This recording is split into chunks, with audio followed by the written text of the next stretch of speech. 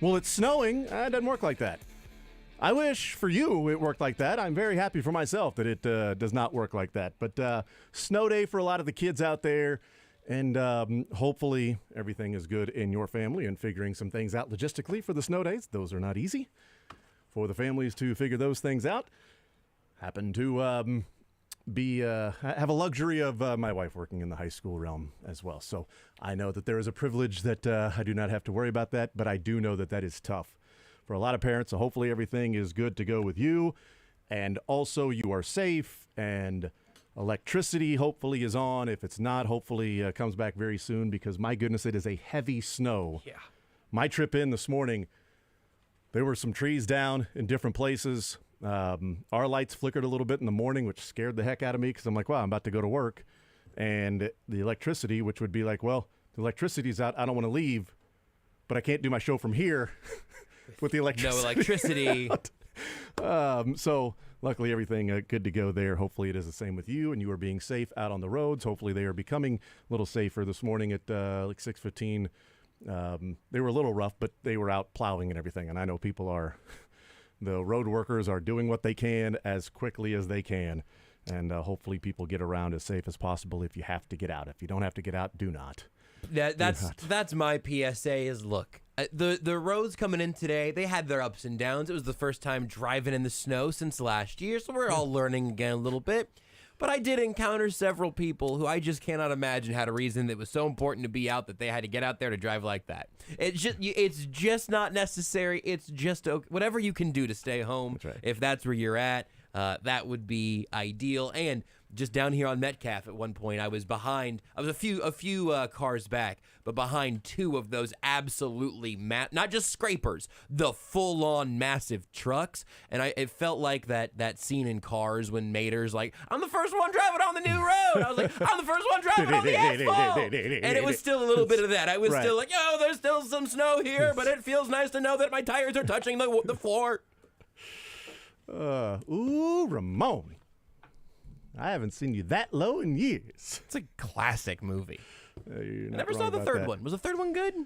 Third one was like the edgy. Third one was the better one. The second one sucked. Second one was not great. No, third one was... Second one was a departure. To me, third one was just as good as the first one. Wow, okay. Yeah, third one got right back to what it was supposed to be. Yeah, third one was really good. If you haven't seen the series and you've got kids, watch the first and the third. Second one is independent of itself. You do not need to watch anything with the second one that impacts the first or the third. So. The second one might be what you just let the kids watch for like an hour and a half, and then you don't have to even worry about it. Only when he's in timeout. I don't think they cuss or anything. Only when he's in timeout. I don't think there's any full frontal in Cars 2. I think it's okay for the kids to watch. All right, Everett, you're going to timeout. You got to watch Cars 2. No! Not Cars 2! Please, I'll do anything. I'll stare at the wall for a half hour. Not Cars 2. No. You'll learn your lesson. It's like next time, spy movie, right? Next time, get Trent McDuffie's jersey number right. Okay, he wears 22 now, so go watch Cars 2. 2-2. 913-912-4810 is the text line to join us. We will talk with Adam Teicher coming up at 11 o'clock, our Chiefs insider from ESPN. We'll talk with him about what he saw in the game on Sunday against the Chargers, and then this matchup with the Miami Dolphins. He also has a longer story at ESPN that he put out this morning that he talked to a lot of different people around the Chiefs organization about Travis Kelce and Andy Reid over the years, and talked to a lot of different people. And sort of the takeaway is how mutually beneficial the relationship has been. While there is an obviousness to that, well, of course Andy Reid has benefited from Travis Kelce. He's got a couple of rings. That Travis Kelce has caught a touchdown in both games, both Super Bowls that he has rings in. But reading some of the different people like Derek Johnson saying that early on that Travis Kelce actually helped Andy Reid expand his sort of parameters of dealing with players, and everybody has to fit in the organization in a box. You must align yourself to this box. But the way that Derek Johnson described it is Travis Kelce allowed Andy Reid to expand the box a little bit more and say it's okay. If they're coloring outside the lines, okay, well, what if I expanded the box a little bit and now they're coloring inside the lines just to a certain degree? Thought that was interesting. And so if you want to check that out, more detailed piece with Adam Teicher that he put out this morning, I'll talk a little bit about that. But my takeaway is I feel like the story was written from the side of, yeah, everybody talks about Kelsey benefited from Andy Reid. Look at Kelsey's maturity. Look at Kelsey doing this, Kelsey doing that. And this was from the, what's Andy Reid's impact been from having Travis Kelsey in his life and around? And I also, I mean, obviously it was beneficial to Travis Kelsey because if he went to a dysfunctional organization, his dysfunction off the field might have put a stop to what is a Hall of Fame career before it even got started. So yes, both people. Same thing with Patrick Mahomes and Andy Reid. And I also wonder with people that he talked to, Adam. I'll ask him if he gets a sense that maybe there's a feeling of the end is near for Travis Kelsey. That his passion for football may be unmatched, or may not be exceeded. I think it's probably matched, his passion for football. May not be exceeded, his passion for football. And I wonder when it gets to the offseason if there's a feel of, wow, I don't know, I'm a little more worried about Travis Kelsey retiring at the end of this year and thinking about retirement than I ever thought I would be, especially in training camp when he said he's going to play out the life of his contract. That was before he started dating Taylor Swift and some of the other things, and maybe how lucrative his post-playing career and how frustrating the season has been.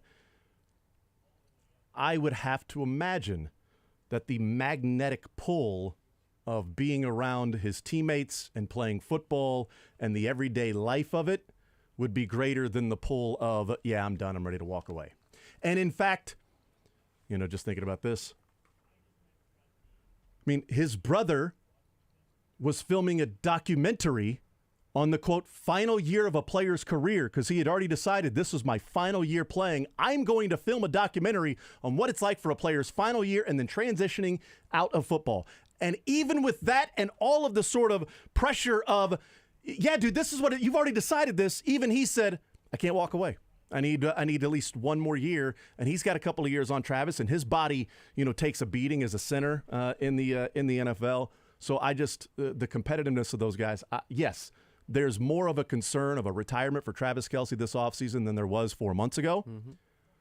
But I would be floored, shocked, if Travis Kelsey at the end of this year was like, yeah, I'm done. I just feel like he is way too of a competitive guy and way too much love for the sport that at 35, when he was the number 3 tight end in receptions this year, number 2 tight end in yards, to walk away as if he's still not playing at an ultimate level in the NFL. Maybe not the Travis Kelsey quickness, but he's still Travis Kelsey, and maybe his body had worn down as the season has gone along, and maybe this last week was really rejuvenating for him, and we might see something different against Miami and a little, a quicker step for Travis Kelsey. I hope that's the case, but I'd be absolutely shocked if he retired. But there is certainly more concern this year as it's gone along than I ever thought I would have at the end of 2023 football season. And especially when all of those things you just said all happened, the catches, the yardage, the accomplishments, all happened in a year where just nothing went great. Not everything went wrong, but nothing went ideally for that offense. I mean, nothing. The injury right before the season, the young receivers, Mahomes working in a new group, all of that. I mean, there were growing pains with all of that. Just as another factor on top of it, let's say the Chiefs do lose in Buffalo. Not that they are doomed to, but it's the way this season could certainly end. They lose in Buffalo or in Baltimore even. It's very hard to see, for me, very hard to see Travis Kelsey calling it a career after a season when things were harder for him physically and probably mentally too, I'd imagine. But in a year where it's not like he put his best football out there in what would be his last year, or that the Chiefs put their best football out there around him in that final year, it would be kind of an unsatisfying ending. But I will note, almost every retirement has one. Yeah. Very, very, very rarely do you get the perfect combination of ending on a high note and everyone knows that I don't have anything else left. Peyton Manning got to splice that perfectly, and Tom Brady flirted with it, and he got close enough. But man, it's hard to have a perfect exit. Ray Lewis, yeah, Ray Lewis exits, and I'm trying to think anybody with the Chiefs in 2019. Suggs already had a Super Bowl ring, right, with the Ravens. Yeah, and that was, it almost fits a different category. Right. Just like yes. kinda, Agreed. kind of hunting for some playoff action. I don't know if anybody. There might be some obvious person that's there. It's like, hey, jackass, this happened. But Colquitt, I guess, Colquitt after he didn't punt in 2020 because that was Tommy Townsend's first year, because against the Bucs is when Townsend shanked the punt in his own end zone. But he did play again. That's right. Jesus. Sorry, Dustin. Sorry, he did play again. The Chiefs moved on from Dustin. He didn't move on for his career. Yeah. Maybe looking back, it would have been better if that was the non-Chief Michael Strahan. Michael Strahan. Strahan's a good one, and he also had post-playing career stuff pretty well lining up at that point. I know his stardom took off even more after, but you could see that for him. And I'll make the transition to college football and the national championship here in that I bet Jason looks back and says, man, I should have just walked away playing in the Super Bowl. Yeah. That was a tough pill to swallow, but I wanted a do-over. I wanted to run it back, and boy, this season has become a disaster. And unless he plays another year, or unless they have some miracle turnaround, he's going to go out with a sour taste of the Super Bowl and then just a bad season, just a crumbling and falling apart, tearing apart season. Sometimes the last best part of your career could be losing in the Super Bowl or in the playoffs. It doesn't mean it's going to get better. And the transition I make to that is the Eagles wanted a do-over, and it fell apart because, man, it is tough. And Michigan had a lot of people return for a do-over because they felt like they just laid an egg against TCU. They felt like they were already thinking of the national championship game against Georgia when they faced off against an inferior, overmatched TCU squad in the college football semifinal last year, and they wanted a do-over. And that rarely happens, that a team gets a do-over. Let's go back next year and let's try to get it. It's one thing to run it back like the Chiefs did. We want it. Let's do it again next year. Let's bring everybody back. Plus, it's professional football, and in college, I guess you do get an 8th year of eligibility now, so everybody can return for another year. But you don't typically get that, and Michigan accomplished that and went 15-0, and an incredibly deserving champion. I was wrong about I picked Washington to win. I was going against the grain. I didn't care who won last night because Washington, to me, is an enjoyable team to watch offensively. Michigan, I don't hate Michigan. Sorry, Adam Teicher. Congrats to Jeffrey Chadillo, who's walking around here in his Michigan maize and blue. Good for you. All hail to him. And I am a Jim Harbaugh fan. I know he's quirky. I know a lot of people don't like him. I've been a Harbaugh defender for a while. Him as a coach, I think he is a premier coach in the sport of football. And I thought it'd be cool for Jed. And I wish, he's the biggest Michigan football fan I know. And I wish he was here with us to celebrate it today, to be walking around here in his Michigan gear. And so maybe appropriate, fitting in a year that we lose Jed way, way too early in his life, that his favorite football team in Michigan football wins their first national championship and solo, non-split national title, but first national title since 1997. So I didn't really care who. I wasn't rooting really hard. Yeah. I was rooting for my bets. Let's be honest, in the game. And I was very smart that I had a touchdown parlay in which at the last second I thought, man, Edwards hasn't scored since Penn State. I'm going to take him out of this touchdown. Luckily, a couple of others didn't come through, but still, that's good. Fun. Nobody cares. Yeah. But I thought Washington would win just in that, I thought they'd be able to score. And I didn't know what Michigan would look like if McCarthy had to throw the ball. And he didn't really have to throw the ball because... He did, but he didn't have to. Right. That's true. Because the line of scrimmage was just completely dominated by Michigan. And Michael Penix got beat up, and I felt for him at the end of the game when he's holding his side every time he's getting hit. You see him walking down the tunnel? Dude, yeah. After the game, with the towel over his face still and holding his side. Oh. I was hoping, please don't have a ruptured spleen. I don't know where the spleen is, but, please don't have something like that going on in terms... it's odd. I'm wishing for just a broken rib or something. Yep. Man, I hope he's got a broken rib or two in there, or just really bruised ribs, whatever it might be. But that was a really good, great. I'll say great. They won the national title. They went 15-0. Yeah. A great Michigan squad, and it's been a 3-year run a 3-year run-up to losing in the college football playoff a couple of years ago to Georgia. In a game, if I remember right, wasn't all that close, and people were like, see, Harbaugh sucks. Then last year laying the egg to TCU, and see, Harbaugh sucks. To then this year finding a way to come back against Alabama and score late and a fourth down conversion and then scoring in overtime and then getting the stop against Alabama and tackling Jalen Hurts and all of that stuff and now going into the national title game and playing that way. There's a couple of ways of looking at this. Like Michigan's defense. Well, yeah, but Michael Penix had open receivers. Mm-hmm. He did. There were some open receivers. There were some coverage busts by Michigan.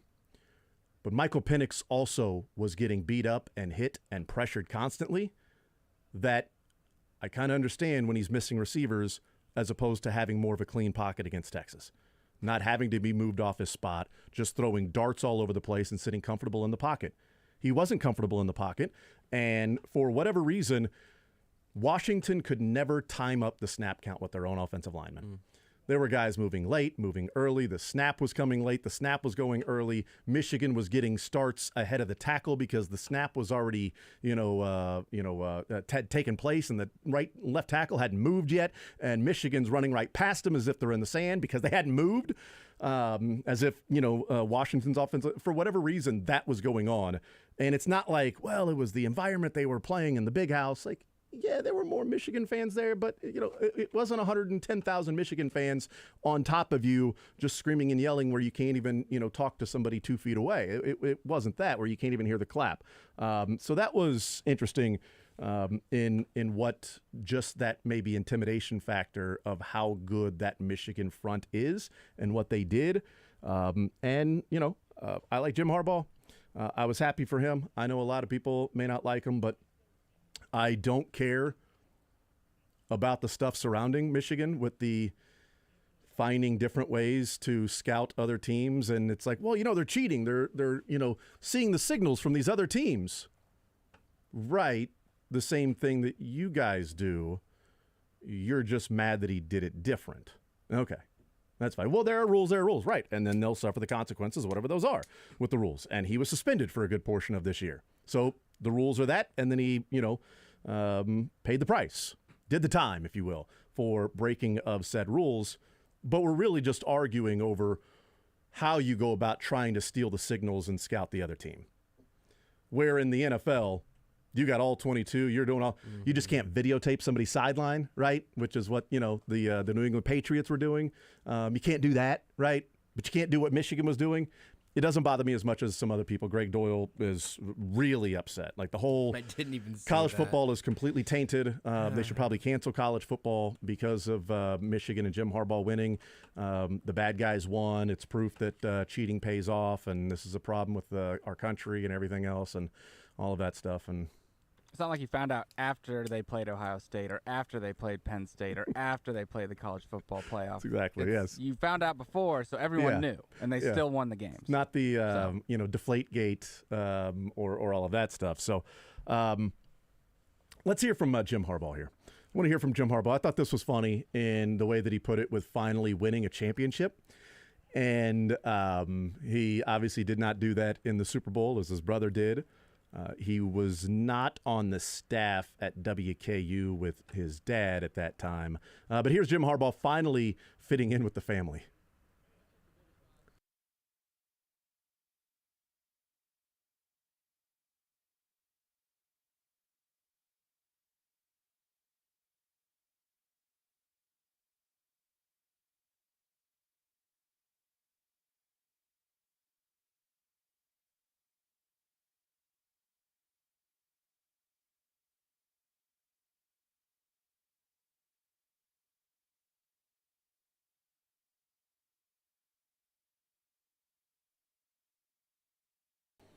It is interesting that the only person in your family that hasn't won a national title. That is not the same as my family. My family, none of us have won a national championship or a Super Bowl, so we've all got that. We can all hang out at the little kids' table. I just imagine Jim Harbaugh over with the small children at like Thanksgiving and stuff, and everybody else is hanging there out with the kids. And there's like the Super Bowl trophy, and then right there, the national championship trophy for that was 1AA or FCS when Western Kentucky was there in 2002 with Jack Harbaugh. He's got that championship trophy at the table and the Super Bowl trophy at the table, and Jim's down there with like his Big Ten championship ring. He's got a couple rings there, and Super Bowl and NFC. He's got the NFC conference championship trophy down there, but it's the little kids table. Well, and see, I mean, I know it's going to be a challenge for all of these trophies, but you have to have a trophy to eat off of. I mean, again, if they were hockey coaches, this would be much easier. There were lots of other ways they could have gone about this. But you lay the Lombardi sideways, you could kind of luge, something down the side there, and you can't eat off a ring. I mean, they make pretty big rings now, I guess. True. But maybe he's just been eating like a little one bite off a Big Ten championship ring at a time. I don't know. Uncle Jim, will you shut up? He's just Jim. He can be Uncle Jim. It's just John. Uncle Jim, would you like some more cake? Yes, please. Okay, we're gonna get some. Little Jimmy, would you like some more cake? Okay. What was the old Mad TV skit with the fully adult man with the bowl playing with a kid with the bowl cut? Oh, you're talking about currently escapes me. Look what I can do. Yes, it's that voice is what just brought it back out again. Look what I can do. Yeah, that's the voice he has to use. Yeah. Someone will text us. Someone will text us. You guys will think of it. I just wanted to bring this up as what the Michigan Wolverines have done, and to those that have claimed that Jim Harbaugh, Stewart, that's right, Stewart. Look what I can do. Let me do it. I can win it. I can win a college football playoff. Look what I can do. That's what he's doing now. As he talked to Jack and John. Look what I can do. Let me do it. For those that have talked about Jim Harbaugh being an overrated coach for a while. Now, mainly, some of this is rooting for your prediction that when he took over the Michigan job, I said he'd win a national title at Michigan. It would take some time. During the Rich Rod and the Brady Hoke era, 7 years before Jim Harbaugh got to Michigan, you're talking about Ohio State that had Jim Tressel and then Urban Meyer. And Jim Harbaugh's first year at Michigan, Urban Meyer won the national championship in the college football playoff. So that's what he started with. Plus, in those previous 7 years, this is what Michigan had done. Twice they were ranked in the final AP poll in those previous 7 years. Ranked at all. Ranked, period. Once in the top 10. One double-digit win season. Only twice out of those 7 years were they above 500 in conference. Above 500 in conference, twice in those 7 years. They went to 4 bowl games. Obviously 0 Big Ten championships because they were barely, but even in the years they were above 500, no Big Ten championships. The 7 years they were a total of 46-42, going 24-32 in the Big Ten. 7 years before, that's what Jim Harbaugh took over. In the 9 years, 9 for 9 ranked in the final AP, 7 in the top 10. 6 of the 9 years, double-digit win seasons. One of the years he couldn't have won double digits because of the 2020 season where they played 6 games. So 6 of the 8 possible seasons he's been there to win double-digit games, he's won double-digit games. 8 times above 500 in conference play. The only one was the 2020 season in which he went 2-4 in conference play. 3-time Big Ten champion, last 3 years in a row, 3 straight. He's 27-1 in the Big Ten the last 3 years. And the one loss was a 6-point loss on the road at Michigan State, where Michigan State scored a touchdown in the closing minutes of the fourth quarter. Which also means no losses to Ohio State. That's right, 3-0 the last 3 years. His record is 89-25. Mind you, the previous 7 years was 46-42. Previous 7 years, 24-32 in the Big Ten. Jim Harbaugh is 61-17 in the Big Ten. 3 straight college football playoffs and now a national title. It'll put an end to the Harbaugh's an overrated coach. Yes. And I don't want to see him with the Chargers. My prediction is that he'll be with the Chargers next year because I think he's a damn fine coach. And I think he would do a lot for that organization. The question is, will that organization be okay with a strong personality like that? And teams are not interviewing Jim Harbaugh. Mm-hmm. Jim Harbaugh is interviewing teams if he wants to return to the NFL. He's the one going in, okay, you want to talk to me? Great. I'm interviewing you. You want to talk to me? You hire me or you don't. Like, it's if I'm talking to you, it's because you're picking me number one. You want to hire me. So I'm interviewing you because I can go back to Michigan and continue rolling there and do what I've been doing and build up the next group of guys. And, because he's now finally a part of the team. This last one real quick. Jim Harbaugh was asked, now that he's got a national championship, does he want to win a Super Bowl?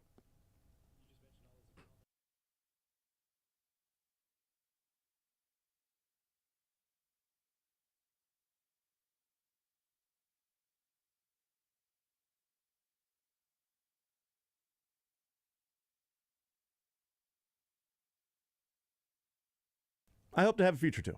I really, really hope to have a future for a long time. And I'd be perfectly fine if the next coach of the Chiefs was named Jim Harbaugh. If Andy Reid were to walk away, that would be something. I'd be perfectly fine with that. I hadn't had to again, confront that thought yet. Because, again, I think he's a damn fine coach. We'll take a timeout. We'll come back, and we'll talk a lot of football as the show progresses because we'll hear from Adam Teicher at 11 o'clock, and then Chiefs press conferences with Andy Reid and Patrick Mahomes, et cetera, coming up about 11:50 or so. But on the other side of the break, the Jackson County legislators met yesterday and voted on the 3/8 cent tax to be on the April ballot. They have till January 23rd to officially get it on the ballot, but they voted yesterday 8-1 in a yes for it to be there, but that does not end. It's very convoluted. We'll talk about that on the other side of the break, what Darren McGee said after the meeting was over, what Frank White had to say about his decision as to whether or not to veto the 8-1 vote by the legislators. We'll talk about that on the other side of the break. More Zone next.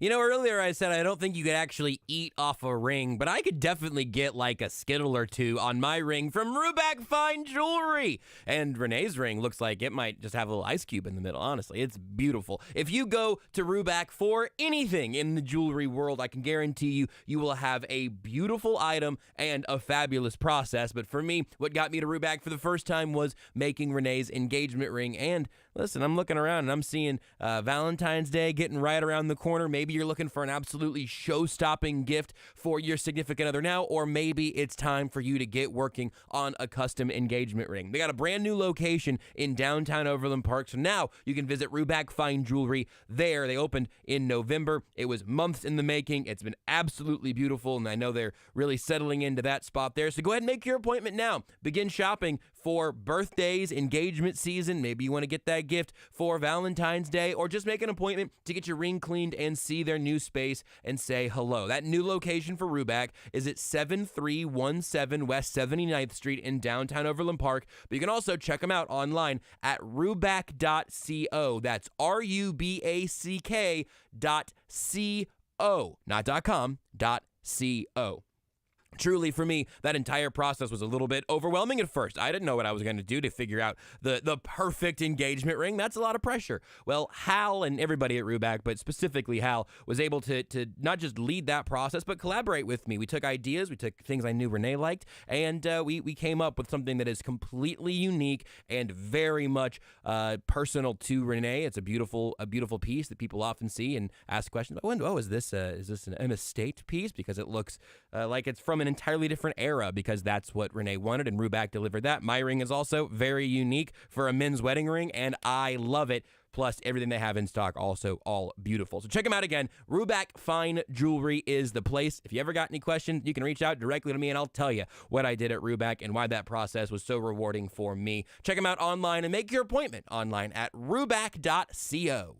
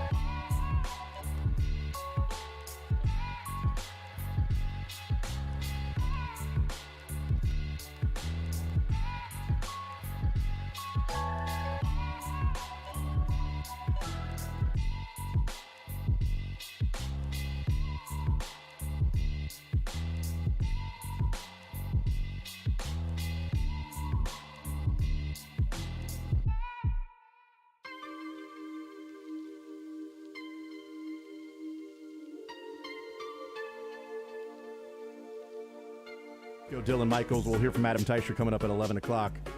So the county legislators met yesterday. I have NFL news for you. Familiar name, something we talked about yesterday. Yes, please. Mike Garafolo, the Dolphins are signing Justin Houston. We joked about that yesterday.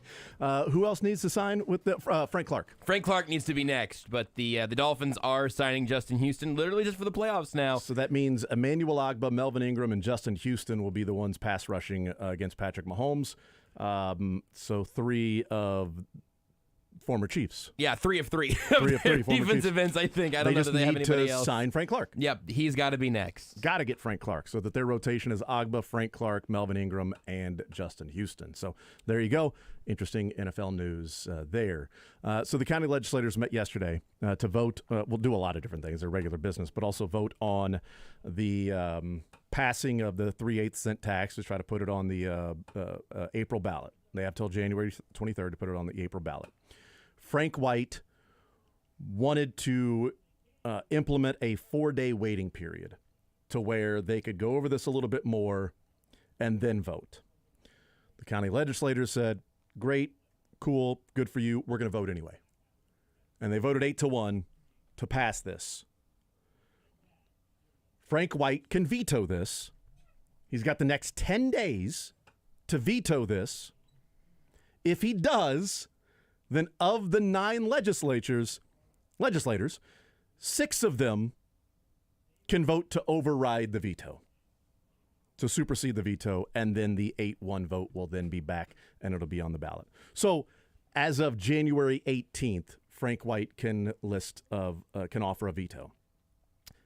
January 23rd is the deadline. Last Friday, the Chiefs and Royals put out they're going to pay for insurance and certain tax that'll the stadium maintenance that'll give $200 million back, and they said they are committed to quote robust community benefits agreement, and they had given different cities as examples, and what Frank White is looking for is details of the CBA, community benefits agreement, not the CBA we're all used to. And he wants to make sure that the teams will not make Jackson County foot the bill for demolishing Kauffman Stadium. He also says, well, you guys are going to be responsible for Kauffman Stadium. I think that's perfectly fine. Yes. I think that's totally reasonable. Could be, what, $30-40 million to demolish Kauffman Stadium to clean all that stuff out? Perfectly reasonable. You guys are the ones moving. You want a downtown stadium. Chiefs, you want that area so you can do some different things. You guys demolish it and take care of it and clean it all out. We ain't on the hook for that, okay? You guys take care of that. Great. You put it in writing that whatever those community benefits agreement are, that they better be robust. What are the overages? Because the last lease agreement that was voted upon, after that, then they started coming to details, and it was like, oh, wait, the maintenance repair and some of the overages, and oh, wait, we missed on this, and we need to. So now there's some more convoluted issues that are there. So there's a part of me that, as this was going along, that I felt like there was an obstructionist nature for Frank White in this whole thing. And I know his job is to try to get the best deal for Jackson County. And it was, is he negotiating the best deal, or is he being an obstructionist? Is he mad about, whatever his relationship still is with the Kansas City Royals? I'm more on board of Frank White negotiating or trying to negotiate the best deal for Jackson County. Darren McGee, one of the legislators that voted in favor of putting this 3/8 cent tax extension for 40 years, by the way. So this isn't a 10-year extension. This is 40 years. Nobody in their current position at Jackson County will be in their current position. So they are voting for people that will then take over for them. They are the stewards of what the next 40 years will be like in getting this deal done. There are plenty of GMs to draw a sports comparison that do a contract with a player, and a new GM comes in and goes, good God, why did that person do that? Well, we were going to be there anyway. It seemed like a good idea at the time. Here's Darren McGee, Jackson County legislator. He was asked, what is the time frame for this whole thing to get done?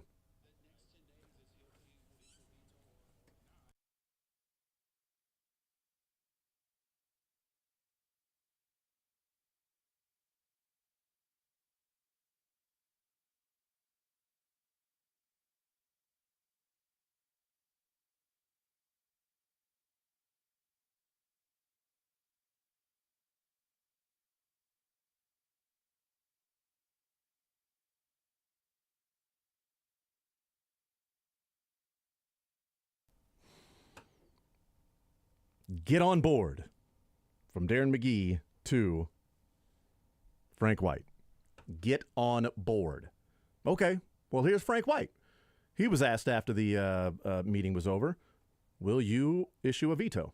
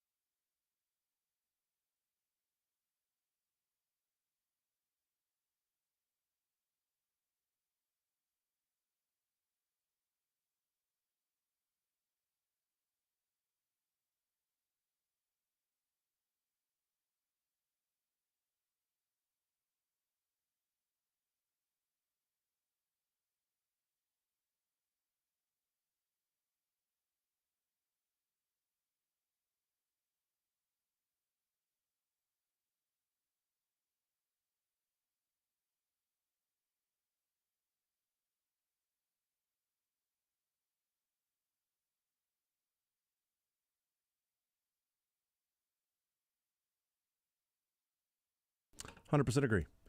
100% agree with Frank White. If it's on paper, then yes, that's real. Or as real as it can get in a contract with 1,000 other lawyers that may be able to find a way to skirt around that. But in general, it's real rather than just saying we're going to do this. We're committed to robust community benefits agreement. Well, that's a relative term. Robust to you may not be robust to other people that can view it one way or another. Living wage, affordable housing. What does committed even mean? Yeah, I mean, that's right. Robust, committed. Benefits, all relative terms to whoever is offering that. And once the details on paper, yeah, no bleep. Like, where's the stadium even going? we don't have a robust commitment to where the stadium is going to be. And by the way, a detail, like, that's not a happy little tree in Bob Ross's painting. That's the canvas. Like, I mean, that's like, you're trying to paint and there's nothing there. You're just going, well, imagine if we had all of this paint colored like this, what it would look like on this canvas. What canvas? Well, I've got these 3 different backgrounds and canvases to choose from. Well, which one are you choosing? I don't know, but can you imagine what it would be like if we had all this? Just let us get all this paint and the colors together, and then we'll put it on. We'll pick out which canvas we're going to use. Yeah, but it's a painting that's going to be in our house for 40 years. So I'd like to know which one is the back, because one is dark, one is blue, one is yellow. I don't know. Well, I kind of want to get a different feeling for what it's going to be. Somebody else would pay for that painting, but it would hang in my neighbor's house. I can see it in my neighbor's house. That's okay. That's exactly right. Yeah, like they come up with it. And Jalen Anderson, who's one of the county legislators that voted in favor of this to put it on the ballot yesterday, he came out with his statement last night that that the vote of 8-1 is contingent on the teams executing the term sheets. And if they don't have some things in writing and execute some term sheets of the 3/8 cent tax and all the other things, by January 20th, they will have, if it gets close to that, Frank White will veto, and they will vote to uphold the veto. And this thing will not be on the ballot in April, because it won't make the January 23rd deadline, because they would have voted to allow Frank White to veto the original 8-1. If they get this thing and execute the term sheets that the 8 of the 9 legislators agree to, and Frank White does not agree to it and vetoes it, they just need 6 of those 8 to be on board to supersede the veto. But I thought it was interesting that Jalen Anderson putting out the memo last night, or the statement of, yeah, we're in favor of this. And if Frank White vetoes, it doesn't mean, like I read it as in, if Frank White vetoes, it doesn't mean that he's just against everything. Could also mean that they're dragging their feet to a degree.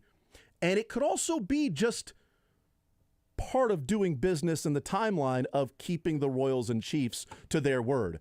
Frank White vetoes because they then have till the 20th. And if he vetoes it on the 10th, well, then you got to the 20th to come to the term sheet. And if you don't, they're going to uphold that veto. I'm doing this to then keep the Royals and Chiefs to their word that there will be details on the paper before this thing goes to the ballot in April. And they've got 14 more days. And I think the foundation that Frank White has been able to stand on since the beginning, that you heard again in that clip, it essentially boils down to, hey, you can be in as big a hurry as you want, but you're trying to get us to agree to something for the next 40 years, and we've still got years of wiggle room on our end. Mm-hmm. You are not going to speed up this process without giving us anything in return, or speed up this process and then tell us you'll figure out the details later. This will be some huge reach of an analogy, but I mean, like, if you've got, your 14-year-old kid has been telling you about the car that he wants when he's 18 over and over. Well, now it's like, hey, but it's my 15th birthday coming up. What about that car? What about that car? What about any car? What about you just give me cash and then I'll buy a car afterwards? Then the 15th, like, whoa, kid, hold on. This is not the path for what we're talking about here. You are speeding up the timeline, putting the burden on the other party, and then saying that the details will be sorted out sometime between when you give us the thumbs up and when people actually vote on it. Like, I generally am leaning in the direction of wanting the final say on this to be made by the voters, which will happen regardless. But I want it to get to that point. At some point. I would like for it to eventually get to that point. But when the people who are there to make sure your county isn't getting the runaround from corporations that are trying to get every cent they can on their timeline, those are the people who do need to stand in the way and be a meat shield and say, listen, I'm going to have to explain my stance here to everybody else, but here's why I'm going to look like an obstructionist at this point, or here's why I'm going to cast a veto. Here's why I'm going to be the villain to your two favorite teams. It's because they decided this was urgent and then didn't even bring the details with them. Mm-hmm. That's not a well-prepared group. And I'm sure the Royals would point fingers right back to the county as to why they don't have a site and a plan and all of that, because they've obviously put in a lot of legwork. But we're in a point right now where it's all way too shoddy to also be hasty. Mm-hmm. And that's why I appreciated Jalen Anderson's statement last night, essentially saying, look, the eight legislators that voted yes on this are not saying Frank White is wrong. We're voting yes on this so that this is the process it's and government yes. to get to January 23rd to make sure this is on the ballot. But there's 10 days, 11 days now that the Chiefs and Royals have to execute a term sheet. Or we will be okay with the veto. Yep. This is just the timeline and how the government is working, and it's going to move forward with that. And as Frank White said, it's what's on paper. And, you can talk about it all day. What's on paper? We'll take a timeout. We'll come back and continue rolling one more segment here. Then Adam Teicher will join us at 11 o'clock. More Zone next.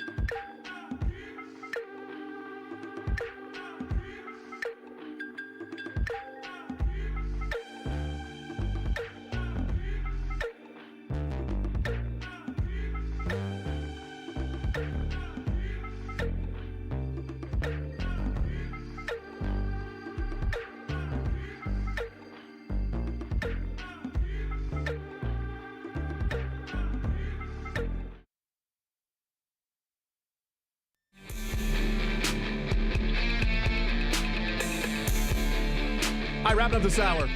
We'll talk with Adam Teicher in the next hour, and then we will hear from the Kansas City Chiefs. It'll be Andy Reid and Patrick Mahomes and et cetera.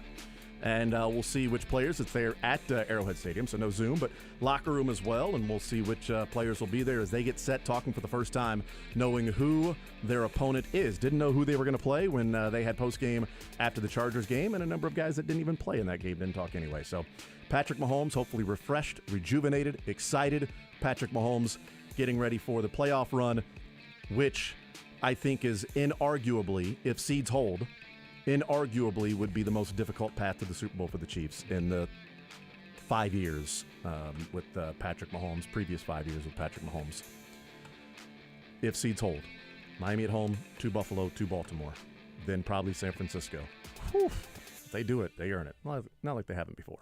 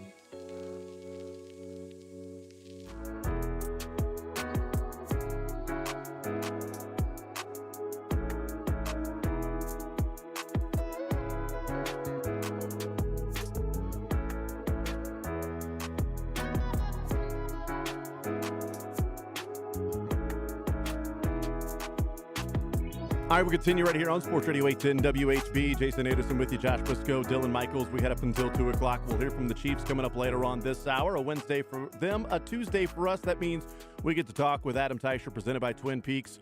Step up your lunch game at Twin Peaks. Enjoy light yet hearty combos put together for you, available at an awesome price, featuring savory soups, crisp salads, and a variety of sandwiches to satisfy your every craving. Enjoy your next lunch break with Twin Peaks. Adam Teicher from ESPN. Adam, how are you, sir? Good, Jason. How are you doing today? I am doing just fine. I know that you are on your way right now to Arrowhead, so if you need to tell me to shut up, that you have to pay a little bit more attention to the road, just let me know, and I'll do that. Well, if you hear a crashing sound, it probably was a crash, so okay. just warning you ahead of time here. Okay. Well, the Chiefs did not crash against the Chargers, even though it would not have mattered. The Miami Dolphins did at the end of the season. But the takeaway from you in that game is the Chiefs head into the postseason. We'll look ahead here in just a second. But anything you gleaned or took away from the final game when a number of the reserves were playing?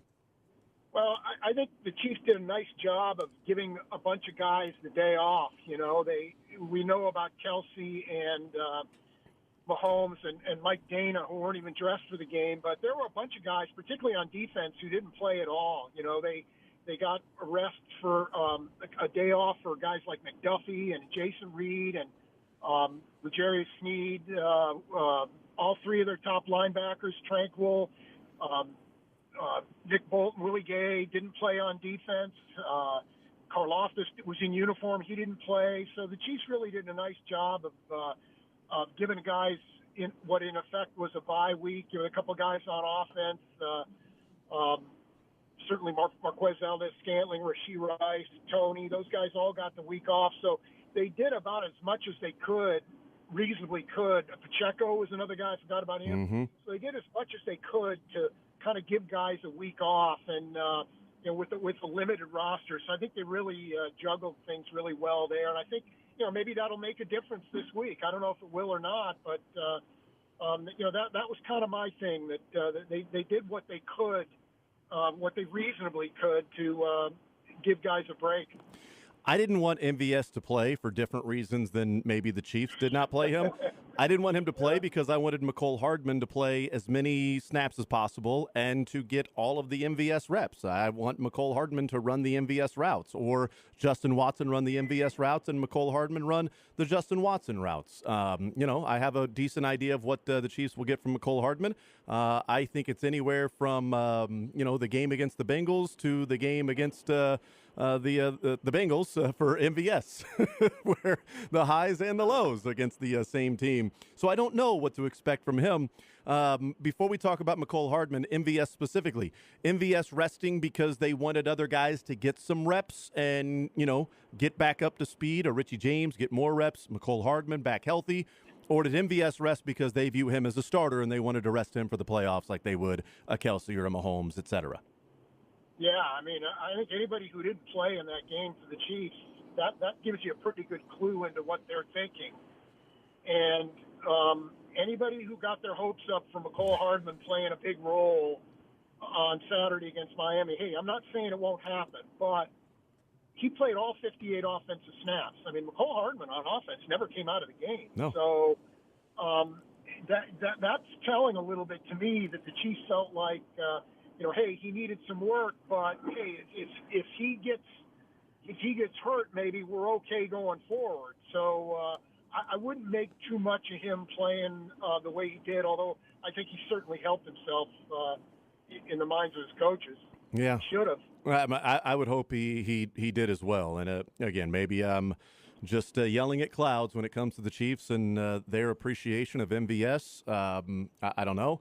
I think it's about time just to say somebody else gets a shot because it is playoff time. I mean, you know, you might have a guy that, you know, Rick Ankiel couldn't throw strikes. And it's one thing during the regular season to say, oh, let's put him back on the mound, put him back on the mound. But playoff time, you ain't putting him on the mound.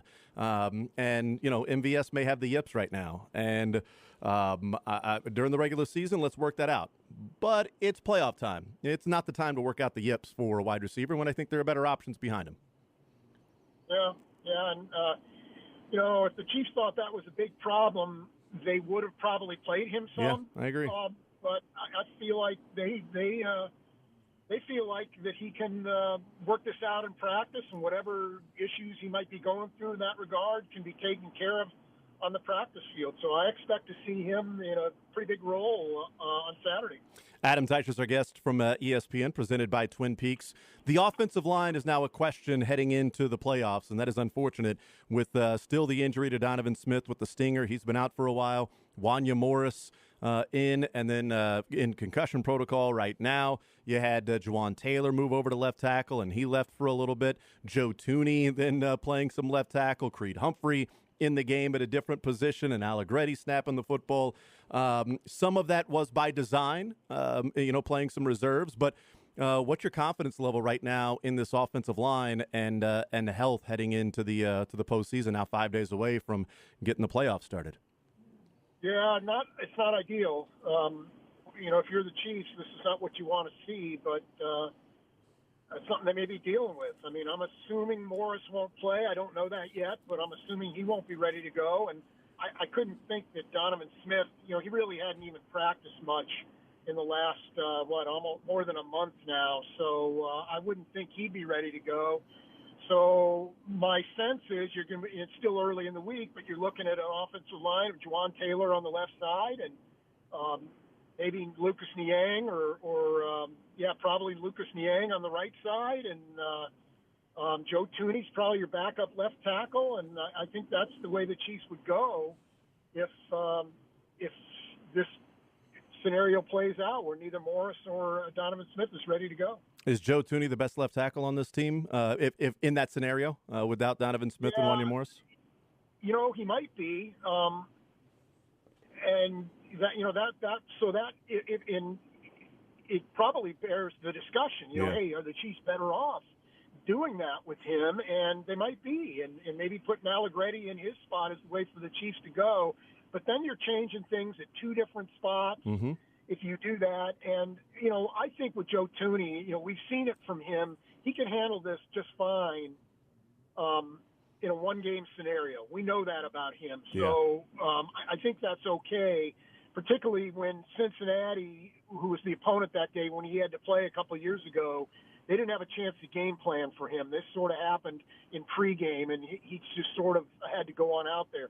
Now I think Miami's ready to prepare for this. They know that Joe Tooney might be playing. And so I just don't know whether that scenario would be the right thing for the Chiefs. I'm wondering whether it wouldn't be better to put Juwan Taylor out there. But, yeah, it is a discussion, and maybe you're right. Maybe the Chiefs are better off that way. If this was the 49ers, I would be really, really concerned for a number of different reasons, obviously, but the offensive line. It is not to dismiss anybody that's out there playing for the Dolphins, but without Jalen Phillips and Bradley Chubb and Cameron Good went down, when it's Emmanuel Ogbah and Melvin Ingram are the edge rushers, I feel a little bit better of the Chiefs trying to figure some things out at tackle position if Tooney has to slide out to left tackle and Allegretti playing left guard, with the fact that Tooney will be going up against Melvin Ingram, who was signed to the practice squad right before Christmas for the Miami Dolphins, and Emmanuel Ogbah, who's aging and is not supposed to be an everyday defensive end and is now thrust into that role. So I think the Chiefs, if they're going through some issues to move some things around on a one-week basis, they also caught a break against a team that is missing, their top three, definitely their top two, but maybe their top three pass rushers. Yeah, no, I'm with you. I agree that that this is not this may be the opponent where the Chiefs could get away with something like this or survive a scenario like this. But again, I wouldn't underestimate the Dolphins coaches coming up with something that they may think can give the Chiefs some problems. So going to be interesting to see what they come up with, no doubt, what both sides come up with to handle all this. Visiting with Adam Teicher from ESPN. The weather is being discussed, and I've talked about it, and I think there's a big difference for the Miami Dolphins mindset when, if they win that game. I've mentioned it before. I mean, it's 78 and sunny, 1 o'clock Eastern in Miami on Sunday afternoon, where they would be playing 78 degrees. Instead, it's going to be in the negative wind chill. I think it's a factor, definitely. I don't think it's just being dismissed, but how much of a factor do you think it is? Or do you think it's a factor even at all with Miami heading to play in this weather? Well, I mean, playing in this weather is always a factor. I mean, I don't think either team really enjoys this, and and you'd think the Chiefs would be the team better equipped to deal with it, although, a lot of the Miami guys have played in Buffalo or New England or New York or even in college. They've played in weather like this before. So I don't know that it's going to be the huge advantage for the Chiefs that people think it might be. I don't necessarily go there. You know how it is, Jason, when you're in a warm weather place and you come back to a place like this where the weather's going to be like it is, and you get off the plane and you're just hitting the face with that, and it's a jolt to the system. Now the Chiefs won't have that jolt. They're here. They'll be ready for it. But the Dolphins, that does something to your psyche, I think, a little bit. I really do, and it plays with your mind and like, hey, how bad do I really want this? And so I think there's a little mental part of it that maybe is the bigger factor. The Dolphins just how mentally tough are they going to be? Because I feel like that maybe is a bigger issue than the actual conditions themselves. Yeah, I'm with you. And I think also, having the 2 seed and playing a couple of home games versus now the 6 seed and knowing you got to go on the road 3 straight weeks, how quickly do you rebound from that where the Chiefs rested their guys? And I'll say, Adam, it looked like they had some of the most fun on the sideline that I've seen all year, the Chiefs players, and just sort of getting back to enjoying football.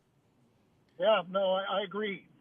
It's sort of playing pressure-free football, and seeing that Chris Jones sack was really cool. That was kind of neat, where when he was heading off the field and guys jumping all over him, and then on the sideline as well. That was really a fun moment, and that was probably the most fun I think the Chiefs have had all year long. Yep. So.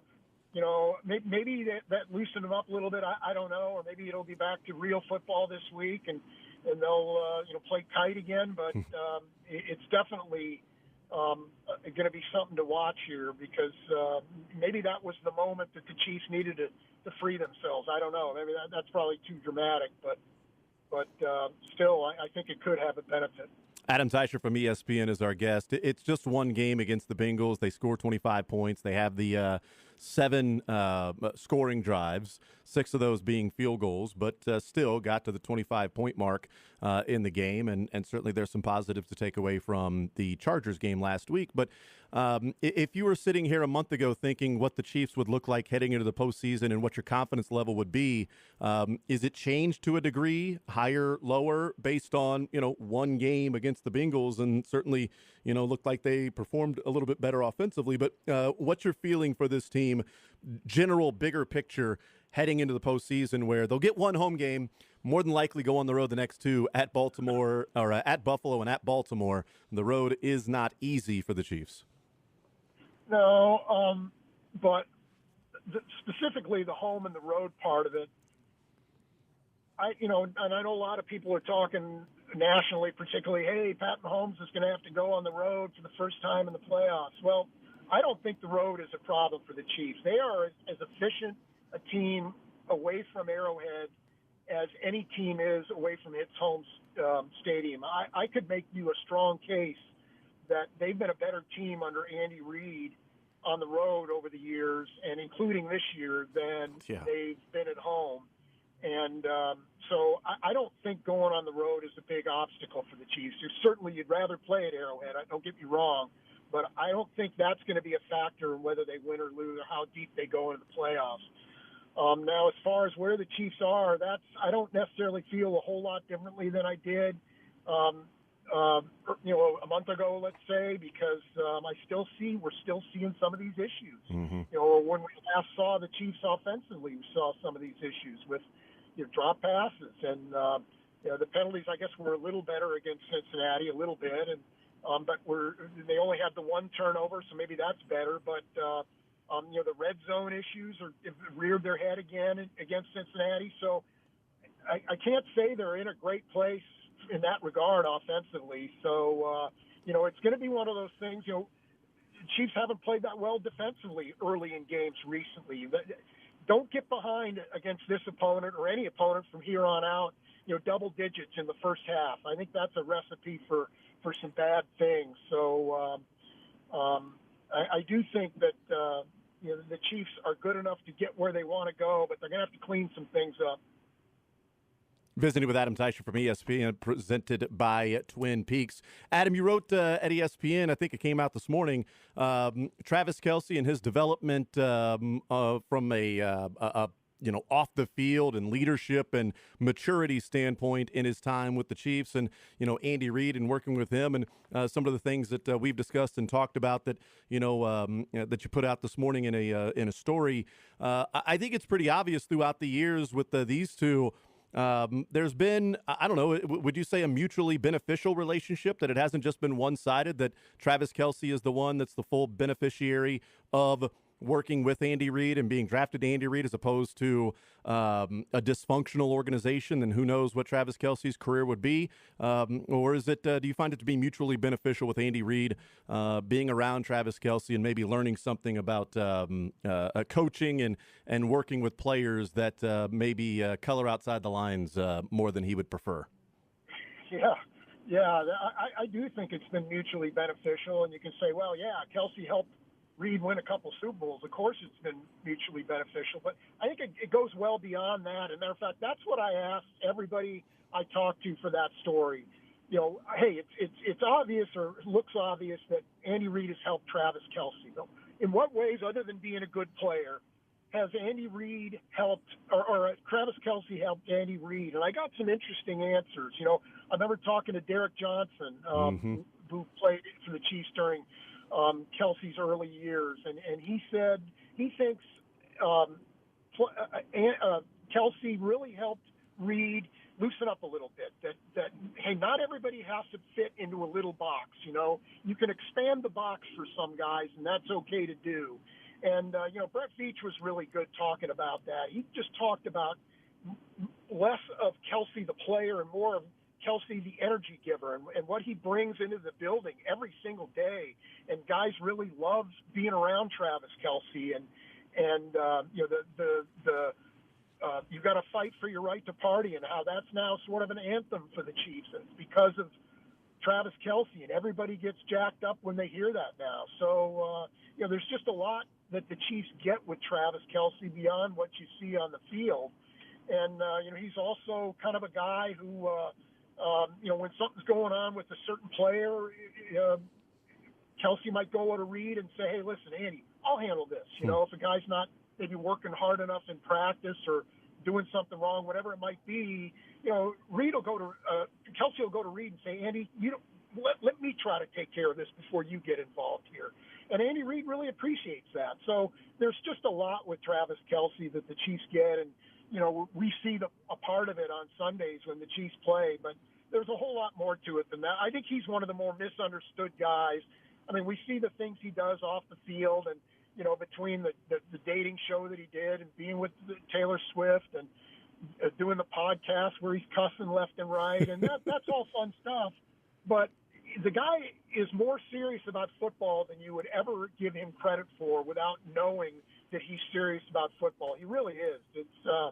It's sort of a misunderstood thing about him. I go back and forth with Travis Kelce on this, and then I want to get your thoughts on Miami, this last one, and then we'll get a breakdown real quick of what you think this matchup is. But with Travis Kelce, that, you know, he mentioned that he thinks about retiring way more than people would think that he would do. Earlier this year, he said he's going to play out his contract, which would be a couple of years left on that deal. I go back and forth on this to where I look at it and I go, yeah, I could understand if this offseason he thinks about retiring. But then I also think about what you said there, like his love of football and how much he wants to be out there around the guys. Like, how much would that continue to pull him back? And then, you know, one more year with Patrick Mahomes. Like, Jason Kelce was doing a documentary on a player's last year in the NFL and decided to return to the NFL after that year because he didn't want to walk away, because it was just tough to sort of come to that conclusion and come to that decision. And I think the love of football and still knowing he can play at a high level has to be more of the magnetic pull as opposed to the retiring and maybe getting started post-life, which could be very lucrative and very successful for Travis Kelce. Sure, but, you know, I have not talked to him since training camp about the future, his future, and he seemed to be, at that time, pretty definitive that he was going to try to keep going here. This wasn't going to be his last year, but I don't know whether maybe he's changed his mind in that regard. But, you know, I just wonder what he's going to do with his life. I mean, he'll have things to fill his days, no doubt, but is it going to be as rewarding to him as what he's getting on the football field? And knowing him the way I do, I don't think so, you know. And, you know, he's going to be 35, I think, in October. So, you know, that has to factor into things as well. And is he willing to accept maybe a lesser role or not being quite the player that he's been over the years? Is that going to sit well with him? I don't know. So there's a lot to consider here. But at this point, I think I would be a little bit surprised if this was his last year, but certainly that can change. It's not like he's not playing at a high level. A down year for Travis Kelce. He still finished third in the NFL in receptions of all tight ends and second in yards of all tight ends in a down year. Only 36 yards away from leading all tight ends in receiving yards this year was Travis Kelce. Adam Teicher from ESPN. Last one for you. The matchup with the Miami Dolphins this weekend at Arrowhead Stadium. A depleted Miami roster. We know that. They matched up in Germany already. What do you make of this matchup with these two teams? Yeah, well, the Chiefs did such a good job handling all Miami had going for it offensively in Germany. I mean, they really did a remarkable job with Tyreek Hill. I mean, he caught 8 balls, but only 62 yards. And, the biggest play of the game, they took the ball away from him and returned it for a touchdown. So I like what the Chiefs did in that game and think they can probably replicate that success to some extent on Saturday. So to me, it comes down to the other side of the ball and what can the Chiefs do on offense? Can they break through in the red zone? Can they hold on to the ball in terms of turnovers and drop passes? Can they clean up the penalties to a degree? How will that offensive line hold up in whatever form it's in? So I like the Chiefs in this game, but I don't. With them, there's always that asterisk. What are they going to do on offense, and how much help are they going to give the opposing team with their with turnovers and drop passes and all that other stuff? Yeah, that's a big one, and anything can happen in a one-game setting. I think the Chiefs had the advantage in this one, but you got to go out and play the game. And Miami, when they've played top 10 defenses, the 6 games they've played against the top 10 defense scoring, they're 1-5 in those games, and they've scored 18 points per game. When they've played a bottom third defense in the NFL, they've played 6 games. They're 5-1, scoring 40 points per game. So Chiefs are number 2 in scoring defense, and we saw what they did against Miami the previous go-around, but the Chiefs weren't the only good defense to hold this Miami offense down. So we'll see what happens this week. And do you have a score in mind, Adam? Oh, I'm thinking maybe 23-17, somewhere in that neighborhood. Something similar to maybe what it was in Germany. All right, we'll see what happens. Adam Teicher from ESPN. Adam, you're the man. Appreciate the time, sir. Enjoy the football, and we will talk next week, hopefully breaking down the matchup of whoever the Chiefs will be playing. Thank you, Adam. All right, good stuff, Jason. All right, there's Adam Teicher. He's got 23-17 Chiefs over the Dolphins. He's presented by Twin Peaks. Step up your lunch game at Twin Peaks. Enjoy light yet hearty combos put together for you, available at an awesome price, featuring savory soups, crisp salads, and a variety of sandwiches to satisfy your every craving. Enjoy your next lunch break with Twin Peaks. We'll take a timeout. We'll come back, continue rolling. We'll hear from the Chiefs later on this hour. We'll also talk with Braden Gall coming up at about 1:20 or so. More Zone right after this at Sports Radio 810 WHB.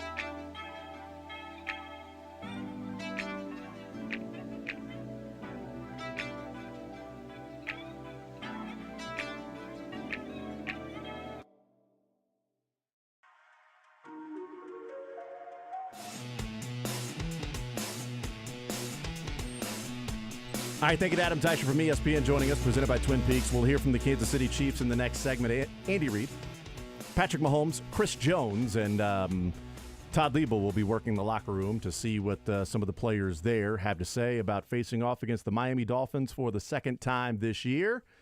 It will be a much different environment and much different weather this go-around versus what the first one was in Germany. And now a home game, and look, we'll see how much the weather plays an impact in the game. It'll be an impact. Both teams will have to play in the frigid Arctic air. But I thought Adam brought up an interesting point. Whoa! Okay. Is that bad woe or good woe? The Titans have fired Mike Vrabel. That's an interesting woe. That's a surprising woe. Like, whoa. That is not a darn Schefter. Adam Schefter tweets. Are you sure? Have you checked? Quadruple checked. Unless somebody bought 10.6 million followers pretty quickly. Adam Schefter tweets, Titans fired head coach Mike Vrabel per sources. Vrabel led Tennessee to 4 consecutive winning seasons after arriving in 2018, but the Titans have experienced back-to-back frustrating seasons, finishing multiple times under 500 both times. We'll talk to Braden Gall at 120. Okay. Like, whoa. That is shocking. All right. What team is he going to be coaching next year? Because it'll be somebody. I don't know. If you say like, whoa, I would say, boy, I wonder where the logic is in that. Boom to the people that got that reference. It sounded like a sick one. Logic is the performer for the song Like Whoa. Anyway, go ahead. You were going to say? Oh, you're doing a Logic song? I know Logic. Yeah. I'm sorry, I wasn't there. Whoa. I didn't. That makes sense, actually. I didn't. Like, go ahead. Rappaport says Vrabel will not Speaking of return rap, in 2024, as both sides will move on after 6 seasons. Yeah. So that makes. So, I mean, you're hearing two reporters get two different sides of the story, perhaps, or Schefter got to it first. Titans owner Amy Adams Strunk wanted fresh perspective on the coaching staff, according to Schefter. So. Again, whoever's putting the memo out, it may be a little bit of disagreement there, but that is very surprising. I mean, I have no idea where Mike Vrabel could end up. I have no clue where he could have his next coaching job. There doesn't seem to be a connection for Mike Vrabel in any team that may have an opening for their head coach at all. I mean, he played for the Chiefs, so no. He played at Ohio State. He coached there for a little bit, but Ryan Day What if isn't Ryan going Day anywhere. takes the New England job? Then you know what? Then there would be a connection that would be open. Then Ohio State would be open. There's your connection. You're right. Well done. Dude, that would be almost weirder than them just being like, give me Bobby Slowick or whatever, to say we're going to actually hire a Patriot Way graduate. A Belichick disciple who may be a better coach overall than Belichick minus Tom Brady, who's had more success without Tom Brady than Bill Belichick has had in his career in New England. That's a great take. Mike Vrabel has. That's a good take, Jason. They look at a coach and go, God, who's had success with a generic quarterback? Who knows the Patriot way and has success with just a run-of-the-mill, par for the course, got to find somebody to take the snap and throw the ball to playmakers, quarterback, and a good running game and a really stout defense. If we could only find somebody there. Nope, nobody comes to mind. And if both sides have agreed to part ways, if it was time just to move on, and New England is opening up maybe soon, and Robert Kraft is going, oh, I was deciding what to do, but now that Mike Vrabel is available, also he will be a coveted coach. Yes. So it's not like it'll be New England and bust. I don't want him to end up in San Diego either, because now you've got Mike Vrabel. They don't have a team anymore, so I think you're safe. All right, very good. I don't want him to end up in L.A. either. I don't know why I said San Diego. It happens to me still too, man. That one's the tough one. Here's why I said San Diego, and I said it this morning, not on the air, is because the connection with Harbaugh and the Chargers is because Harbaugh coached at San Diego in college. And it's like, well, he could head back there. And it's like, yeah, but it's in L.A. now. Yeah. He was at San Diego when it was the Chargers in San Diego. There's certainly that connection too, but it's in L.A. now. So, no, I don't want to see Vrabel or Harbaugh with the Chargers because those are good coaches with someone who's a really good quarterback. They'll find a way to charger it up. But Herbert's a damn fine quarterback and has been on the verge of beating the Chiefs a number of times with Brandon Staley as the head coach. maybe I missed it, but did you say that's where you think Vrabel or Harbaugh's? I think Harbaugh's going to be the Chargers' next head coach. I think so too. But what I was saying is Vrabel will be a coveted coach, and I don't. If Harbaugh doesn't go to the Chargers, if he doesn't get, I mean, Harbaugh may want full autonomy.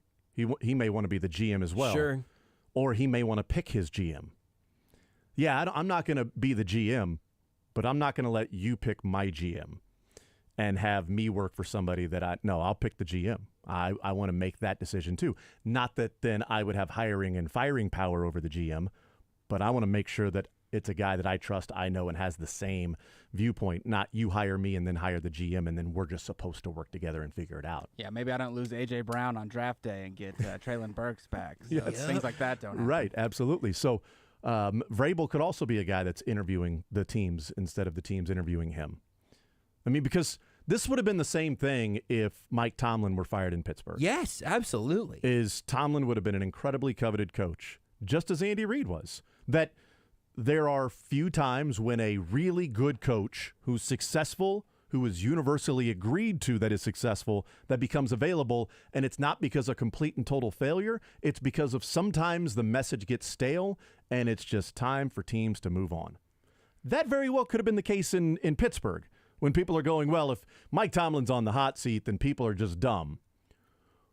Or maybe both sides were looking at it and saying it might be time for a new voice.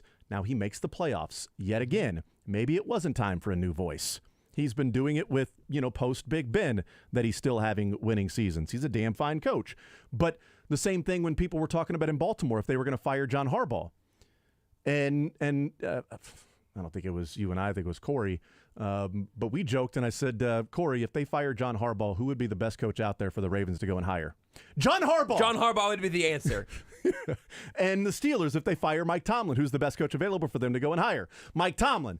It's just a time for a different voice. Andy Reid was coveted by teams and Philly fans, and I was friends with one in Louisville when I lived there. When the Chiefs hired Andy Reid, he said, good luck with Andy Reid. Have fun with Andy Reid. And I said, have you seen the last few coaches with the Chiefs? I'm going to have a lot of fun with Andy Reid. It was Romeo and Haley and Herm. I'm going to have a lot of fun with Andy Reid. You're damn right, okay? Another person's trash is, somebody else's treasure. And that's what it was. And look what happened. He got a Hall of Fame quarterback, and he's won a couple of Super Bowls. So Vrabel with Justin Herbert as opposed to Ryan Tannehill and Will Levis. Is there and making that defense actually pretty good with the talent that might be on the field? We'll see. Harbaugh, same thing. We'll find out. But Vrabel's going to be coveted. Jim Harbaugh's going to be coveted.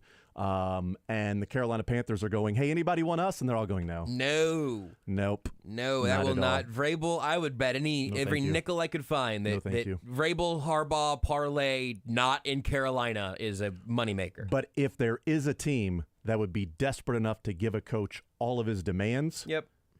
it would be the Panthers and say, Harbaugh, whatever you want. Oh, man. Whatever you want, even if it's in the contract that I'll stay out of the way. Whatever you want, Jim Harbaugh, because this is a laughing stock. We're a laughing stock. If he's able to look in the mirror and go, I'm learning on the job too, and I've been a clown, fire Matt Rule, fire Frank Reich midseason, whatever I'm doing ain't working, whatever you want, Harbaugh.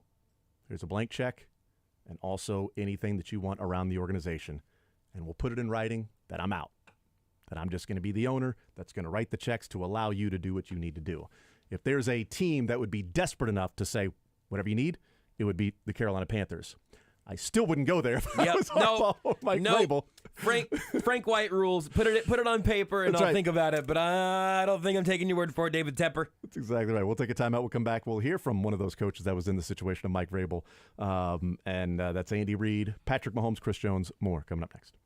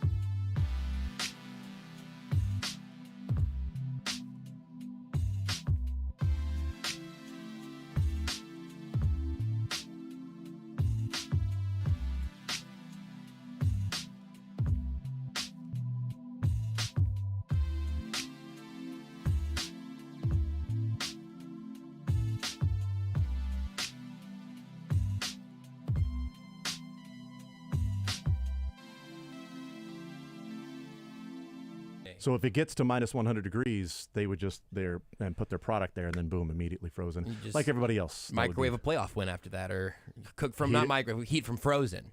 And each week is individually portioned on your way to a fantastic meal. That is Super Bowl, and then your dessert is the parade. So, Guaranteed Foods, 913-888-5000 or guaranteedfoods.com. Chiefs and Dolphins. That line, by the way, is now 4. It's moved from 1.5 when it first hit the board to 3 to 3.5, and now sitting at Chiefs -4.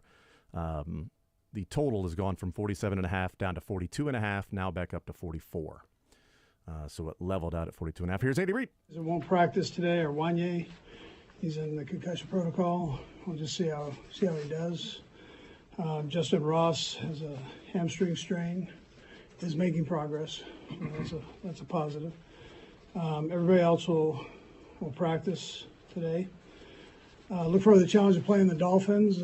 Good football team, obviously. They're in the playoffs, and they're fully loaded on both sides of the ball and special teams. Mike has obviously done a nice job with that group. They're one of the top teams in the league on the offensive side. And defensive side, Vic Fangio has really done a nice job with that group. So, and special teams, Danny's done a good job with the special teams. A lot of speed and ability there. So, we've got to have a good week of practice. That time's yours. With Wanye concussion protocol in a short week, Donovan Smith has practiced a couple of times last few weeks. How do you feel as far as his progress and maybe being able to go this week? Yeah, he's doing good. So I think without any setbacks, he should be fine for the game. Yeah. Andy, even for you, after all these postseasons, does something feel different once you turn the calendar to this week? Yeah, no, absolutely. Yeah, it's a different tempo to the game, and so it's single elimination, which creates an urgency even above and beyond what you have during the season. So, yeah, no, you're very aware of that. And that urgency with this team, which has obviously had its ups and downs, but made it to the seed. Anything in particular you think you need to see this week to feel good about their consistency going in? Yeah, I think we just work hard, and that's all. We'll be fine. We just got to take care of that, take care of our business, what we can control, and starts with working hard. From the game in Germany, can you gain much from the video of that game for this one? Yeah, I think both teams probably would say yes to that. We're familiar with one another, and as far as the personnel goes, I'm sure there'll be changes on both sides, a few of them. But the base, you kind of know our base. They know our base, and we know their base, and we go from there. I can say that before last game, I didn't know what McCole brings to the table, but did that give you some encouragement that maybe he could play a little bit bigger of a role in the postseason? Yeah, it was good to see him kind of get back in the swing of things and have a few consistent snaps in there. Yeah, I mean, we'll work him in for sure, but that didn't hurt him at all. I think he played every snap, offensive snap the other day. Did you feel like he needed the work, or?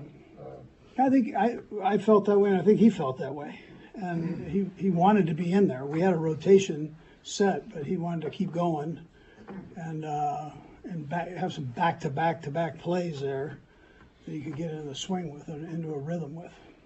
With Kadarius Toney last week, he started the week at practice, and then you guys backed off of him. Was there a setback, or just wasn't quite ready, or? Yeah, he just his foot and ankle, or his hip and ankle were bothering. So he's feeling a little bit better this week. So we'll see where we go. Andy, with the weather now on into the game, how do you balance making sure you can maximize what you can do in practice with acclimating? In terms of whether you go outside or all those things this week? Yeah, so we probably won't go out today, but there's a good chance we're out tomorrow. If we go out, we'll go out.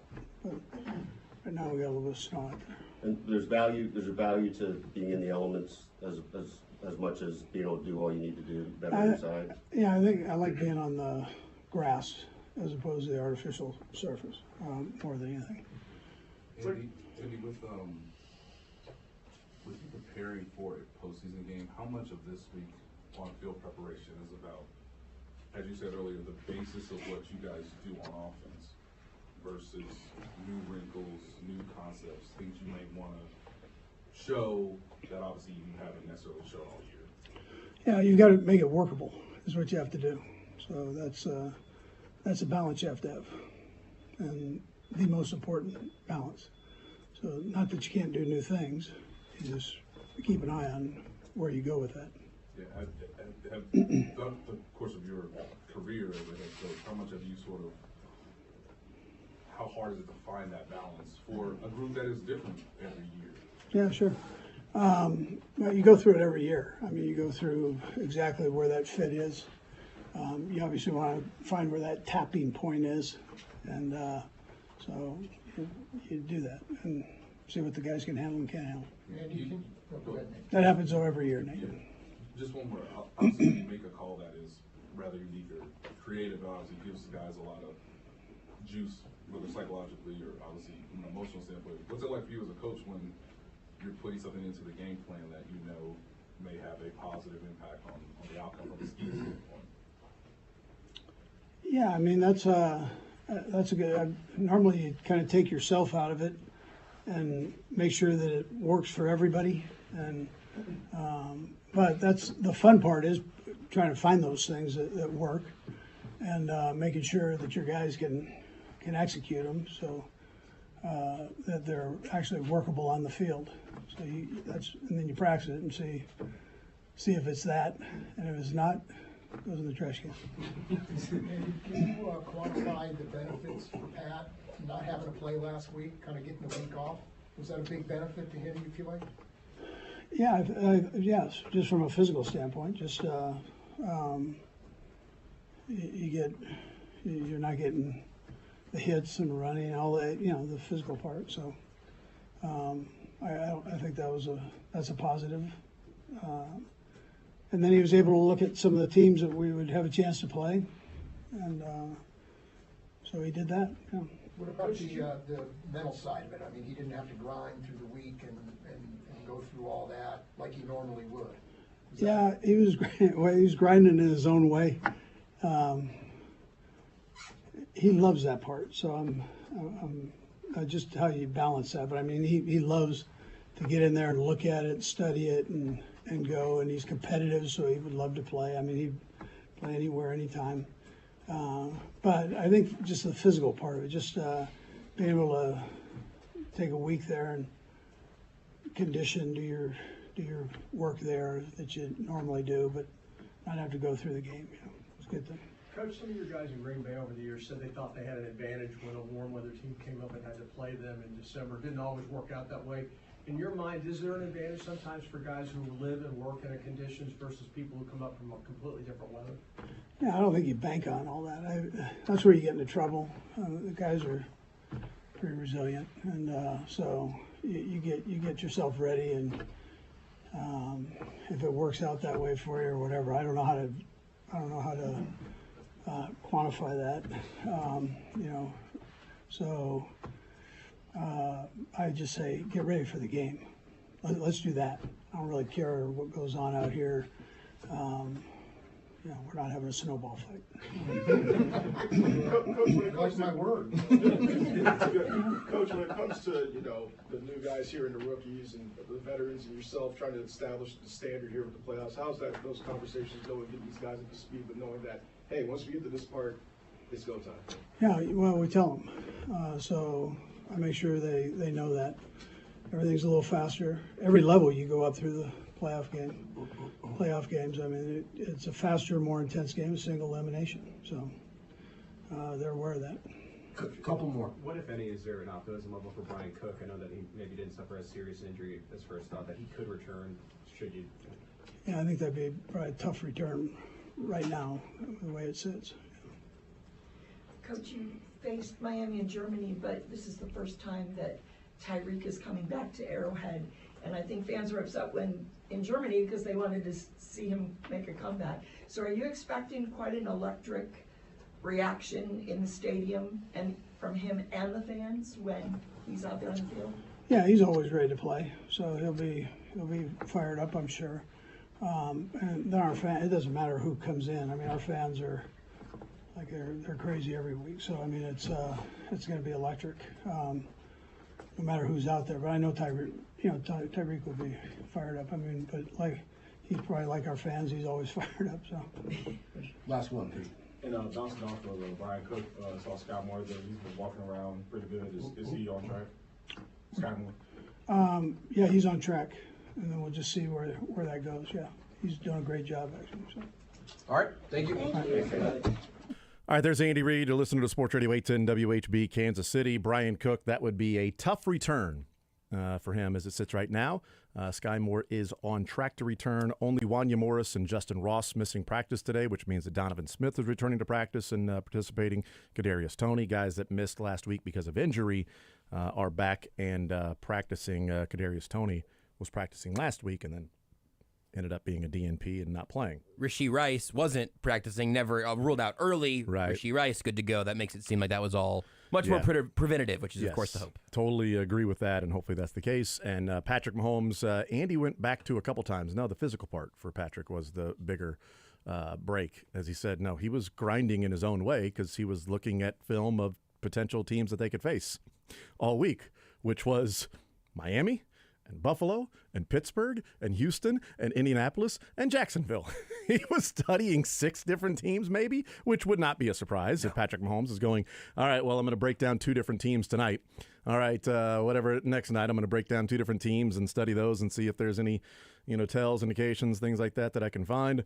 Okay, well, I got 2 other teams. Whereas, I mean, they do have an advantage of preparing for teams and knowing. Although, if I was them, I mean, a big portion would be preparing for the Miami Dolphins, since if they lost, that's who it was. Here's Patrick. 0 temperatures. What could be better, man? Playing playoff football January at Arrowhead Stadium. It's going to be cold. Kind of is what it is. I'd rather be playing a football game than chasing my kids around the backyard. So I'll have a little bit of the adrenaline rush, and I'm excited for it. As a Texas native, just how have you adapted to the Midwest, cold weather over the years? Practicing with Coach Reed, you kind of have to. I mean, if there's an opportunity to go outside, he's going to have you outside. He'll have the doors open in the indoor. He's going to let the cold air in. And I've realized that practice in the cold is a lot harder than playing in the cold, just with the heaters and stuff that you have on the sideline. And so you kind of just adapt to it. But like you said, I grew up in Texas and didn't get any games like this. And I honestly kind of appreciate it. It's kind of cool to be at a stadium like this and the cold weather. You're really playing football. Patrick, do you feel like there were benefits for you to not playing in LA last week? You just get healthy. I think that's the biggest thing. Everybody's a little banged up here at the end of the season, and to get guys rested and preparing their bodies. And then I thought it was an energy boost just to get to watch these other guys that work day in and day out and don't get those opportunities. They got to get those opportunities, and they found a way to win a football game. And so definitely it was exciting for me. Did you need a physical break? Did you feel like your ankle or whatever else might be bothering you? No, I'm getting old, man. I need a break every once in a while. Hopefully over in future seasons I'm gonna try to get that bye. But this year we didn't get the opportunity to get it. We had the whatever you want to call it, the rest, and we were able to watch some other guys go out there and succeed. But you've been in this spot before. You're ready to start the playoffs as the division champ, obviously. But how you got there is a little different. Does it feel any different at this point now, is starting the playoffs? No, not really. We played Wild Card Weekend a couple years ago against the Steelers, and we were able to win that game. You just got to be prepared to go. Now it's everybody's records. There's no record. Everybody's going out there to play and to win games, and everybody believes they can win the Super Bowl.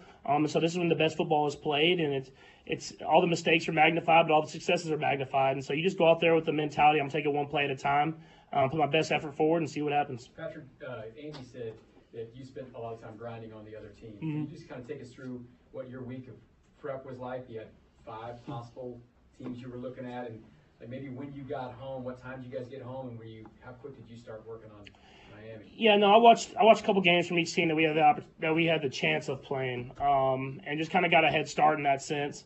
Once we knew who we were playing, we didn't really know until basically we landed. I got a good night's rest. Had a long day yesterday, watching a ton of film on Miami, and getting the game plan kind of down. But now you're kind of back to your regular week schedule, and You try to go over all the finer details and the small points, but at the end of the day, you got to go out there and play. And so coaches will get us prepared, and we'll go out there and play our best football. You guys were all watching the game on the plane. Was that an interesting? You know, the Wi-Fi wasn't really working, so we were kind of catching I could see like the highlights of the game, but you couldn't keep the live stream kind of going. So we got to work on that. But we definitely kept up with it. We just didn't necessarily watch it live like that. So what do you see differently now from that game in Germany now in Miami, and you think you could improve upon from that game and what into this postseason? Yeah, I think we just have to have better execution throughout the entire game. I think we had a good first half, but in the second half we sputtered a little bit. We missed a couple deep shots here and there, but they're a good defense, and they have a great defensive coordinator in Coach Fangio, who I know really well, and he's done a great job of having different schemes every time I play against them, and so they got a lot of guys that play extremely hard. It'll be a great challenge for us as a full team. That's a great football team, and that's what you get in the playoffs. Every team's a great football team. Whoever plays the best that day wins. Patrick, what does it take to be a snow game guy, as you once said? I mean, what goes into you being able to embrace that, and how do you deal with it? I think you just go out there and play, man. I think that's at the end of the day, you go out there and play. If you win, you can call yourself a snow game guy. So I'm about to continue to find ways to win these games. I lost the last one in Denver, so I have to find a way to win this one. And the preparation. Go ahead, Glenn. But you won your first one in the playoffs, right, against Indianapolis. Mm-hmm. What do you remember about preparing for the snow and that snow game? Yeah, no, it was very windy that day. I remember that from the beginning of the game. You could see the wind and everything like that. But like I said, the adrenaline rush kind of gives you that warmness that you're seeking, and you have heaters on the sideline. It's people make it a big deal, but at the end of the day, you just go out there and play football, and if you love it, you'll be able to go out there and play your best football at the best time of the year to play it. Patrick, speaking of the adrenaline rush, that something comes with the postseason with that too, and certainly your record reflects that. What kicks in? Is there any way to describe a new urgency or new energy that you're able to put out now? I think it's just everything you've worked for all season long is on the line. I mean, that's basically it. I mean, everybody's in the same position, but when you put in the time and effort every single day and you spend time away from your family, it's for these moments. And it excites me to have that pressure on you and to be able to go out there and try to perform at the highest level. This is what you watch growing up. Even me, who I wasn't necessarily the biggest football fan growing up, you watch these playoff games and you get to go out there and have the opportunity to play in them, and you never know when you're going to get another one. So I'm excited for it. And was there anything specific about the Bengals game that you felt like, okay, we've got this reset a little bit that you can take into the postseason? Yeah, no, that's still a really good defense. Cincy, they got great pass rushers, great linebackers, great secondary, and so I thought we did a great job moving the football. Obviously, we got to continue to get better in the red zone. You watch the tape, and we did a good job. Guys were executing at a high level. We missed a couple deep shots. We hit a couple deep shots, and we're going to have to hit those in order to win this game this weekend, so I'm excited for it. Have you heard from Tyreek? I have not heard from Tyreek this week. I don't know if we'll be talking this week, but I talk to him every once in a while. I know he's excited. He'll be excited to come to Arrowhead. This week I won't talk to him as much, I'll say. We'll go last three. We'll go Pete, Mackenzie, and Nate. Neil kind of stole my thunder a little bit, but just considering how outspoken he's been, I guess, has your relationship changed at all? Or you feel like, just like a player on another team that you might have a friendship with, it's the same? Yeah, we're competitors. I think that's the end of the day. You see me with guys like Max Crosby. You see me. I have that fire, that competitive fire when you're on the football field, and he's the same way. That's what makes him so great. You're still friends in the off season and everything like that. But when you play on the field, you're trying to compete to win. That's just kind of how it is. And I'm excited for the opportunity for our defense. I'm excited for the opportunity for our team to go up against a great football team. Mackenzie? Patrick, your offense has worked through some adversity all season long. Just how confident are you that you guys can maybe hit that next year as you begin this playoff run? Yeah, I'm extremely confident. Not only in our offense, but in the football team. You see how the defense is playing. Offensively, I feel like we're going to play our best football at the right time. And I think if we can just score, we don't have to score too much points. If we can just score enough points, our defense will shut the door, and we can find a way to get a win. Nate? Patrick, you talked earlier this year about adversity and how you would think it would help you guys in, obviously, win or go home situations. I just wonder for you, where you feel like that adversity that you've gathered over the course of this season will be the most sort of useful or a resource for you starting Saturday? Yeah, I think we play in a lot of big games, playing games on short rest. We play in night games, whatever it is. And I think just having that experience is going to help us. Having those games where not everything's going your way and you have to find a way to pull through and get a win. A lot of guys on this team have done that, and so the step up that you always see going into the playoffs, it will be a step up. But I think we could even make it a little bit smaller if we've been in these games like this, and so just being able to rely on our experiences and go out there and be the best team that we can be, and play our best football and see what happens. Thanks, Patrick. All right, there's Patrick Mahomes. We'll hear from Chris Jones at some point today, hopefully soon. But Patrick Mahomes there would rather be playing football in the weather than chasing kids around in the backyard. Wow. Call you out. Patrick Mahomes doesn't like his kids. Bad dad. That's what I'm hearing. He said practice is actually tougher when it's cold than the games are because of Andy Reid. And so apparently they don't have heaters during practice because he said in the games you got the heaters and everything, but practice not. And then interesting when he talked about, they're indoors, but all the doors and everything else, it's open to try to allow as much cold air in there as possible. Boy, if your office is in there, that must suck on those days if your office is in the indoor practice facility, somewhere around there, and all the doors and as many windows as possible are open so that you can make it as cold as possible for the practice. And Andy Reid doesn't want to be indoors anyway. He wants to be out on the field, on the grass, and not the artificial stuff indoors, and wants to practice and get more and more used to the cold. I think Kelsey said at New Heights this week that it's not air conditioned in there either. I've been in there a couple of times, and I would corroborate that because they said that's where they go to their picture day and all of that. So they're just in full sweat in that indoor practice facility. Indoor practice facility is just a warehouse with turf at this point, I guess, right? What are we doing? It'd be nice if it was air conditioned because then you can crank that thing all the way up, open up the doors and windows, and then you can have it as cold as possible. This feels like the way to do it. You get it to minus 12 in there. Once you get to some 0-degree playoff game weather, it's balmy. You might as well be in Miami. Yeah, so in the wintertime, they put the heaters out there, but when it's hot, they put those those cool freeze zones or whatever those things are. Put those there in the practice facility. And so that's on the sideline. When guys are on the sideline not practicing, they have to stand in front of that. And then Andy Reid can do what he really has always wanted to do, which is to take sideline heaters to St. Joe for training camp. Blast that bleep. He would love to have the sideline heaters in St. Joe. That's right. But about Patrick Mahomes, practices in the cold are actually tougher than the game. And he talked about adrenaline. That goes on, and that he's looking forward to playing in this weather. Growing up in Texas and all that, he's like, it feels like football. I look forward to playing in games like this. He was asked about the benefit of sitting out and not playing. And he said, just about health, resting your body, and watching the other guys play, there was an energy boost. I thought that stood out. Yeah. It's one of the things he mentioned is rest his body and energy boost. Didn't say mental break and, it's you get this and you don't have to study or whatever it might be. It was, healthy, rest your body, and that energy boost of being on the sideline. And that seemed to be pretty evident with what was going on. Now, they weren't getting beat 30-0, so they were in the game. They were leading. They had the fumble recovery. It was an 18-play Charger drive for the Chiefs to score 7 points. And that's obviously big and energetic, and everybody on the sideline, and Clyde Edwards-Helaire sprinting down the sideline with Mike Edwards and all of that. But thought that was interesting. Energy boost. And as you up the level of play this week, it's the finer points. And you can't go into the playoffs feeling frustrated about the way you're playing football or feeling frustrated about the game of football right now, where it does not mean the Chiefs will win this weekend.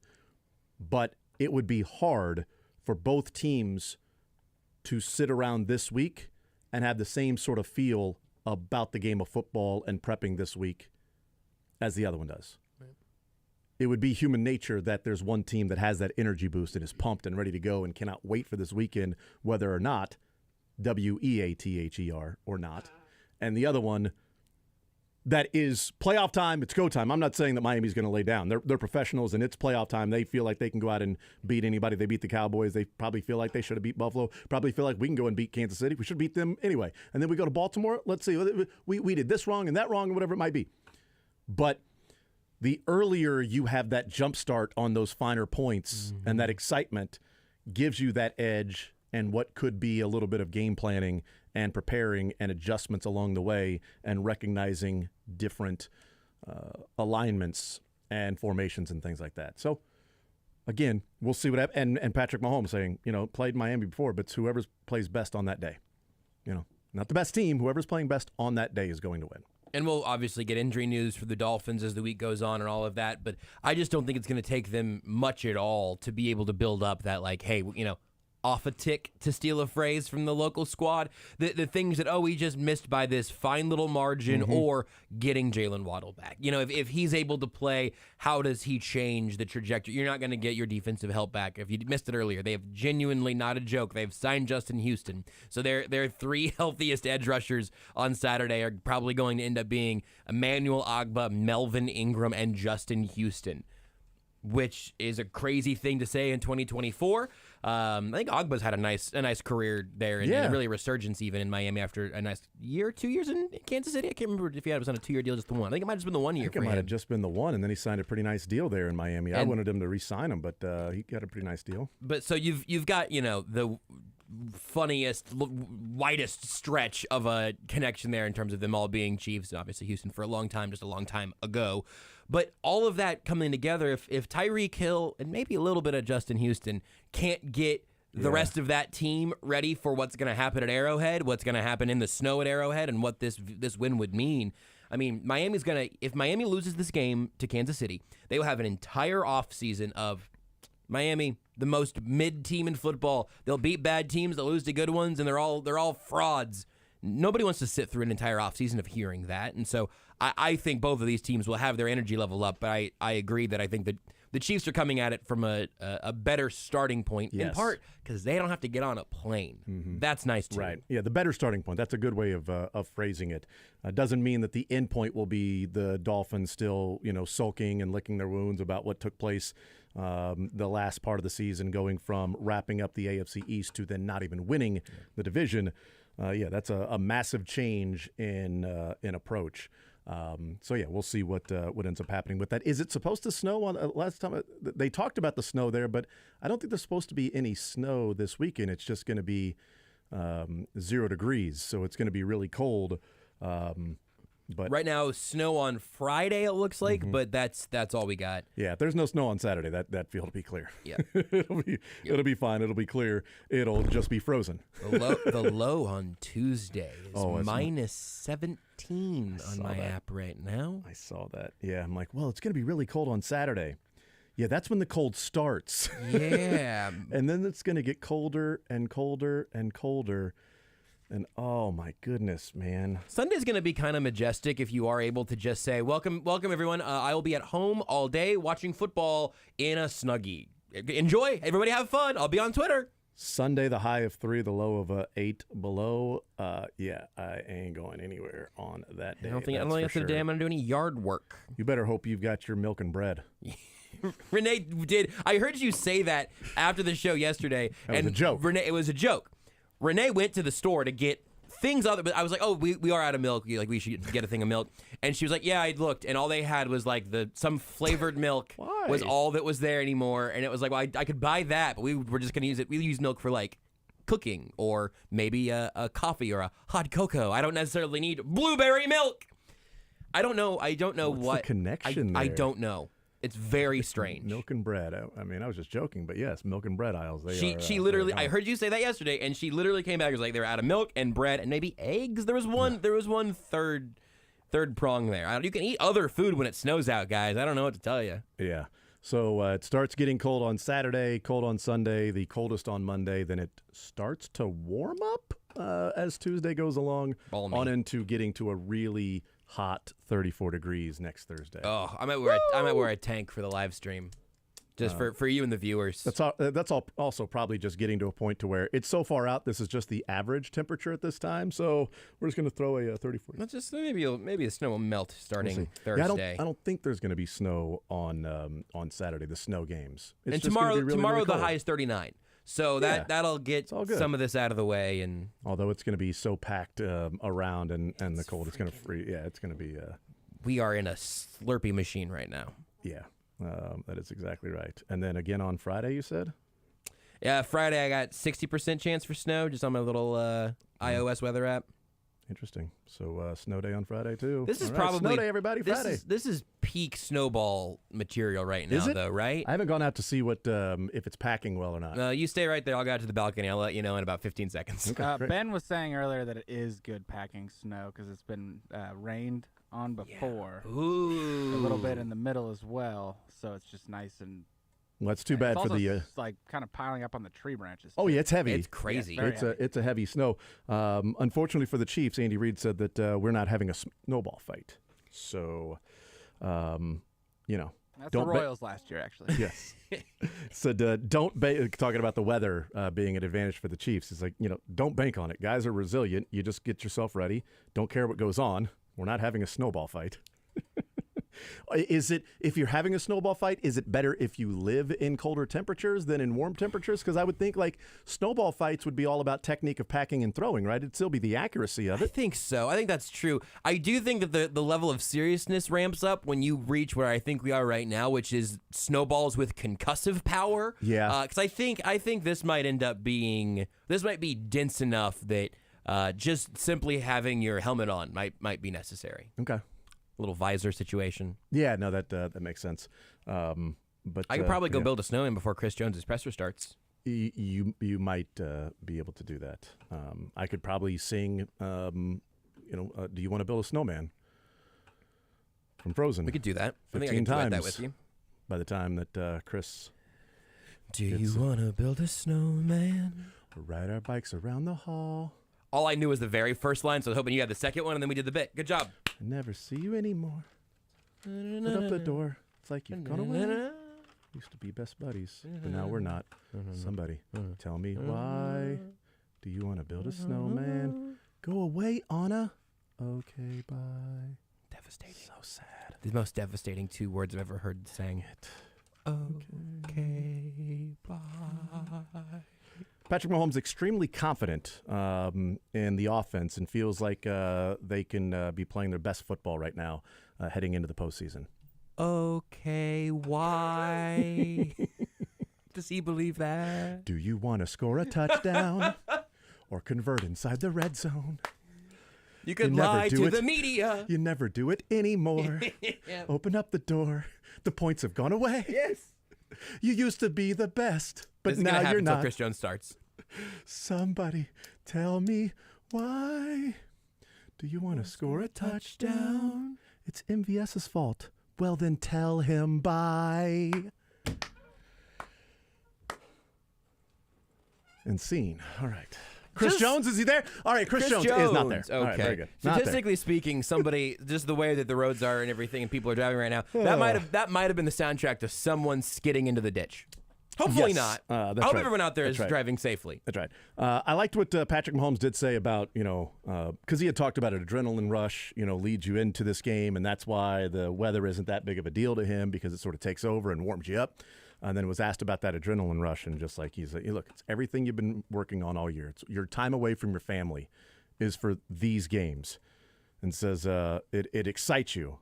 He said, me to have these moments, you never know when you're going to get another one.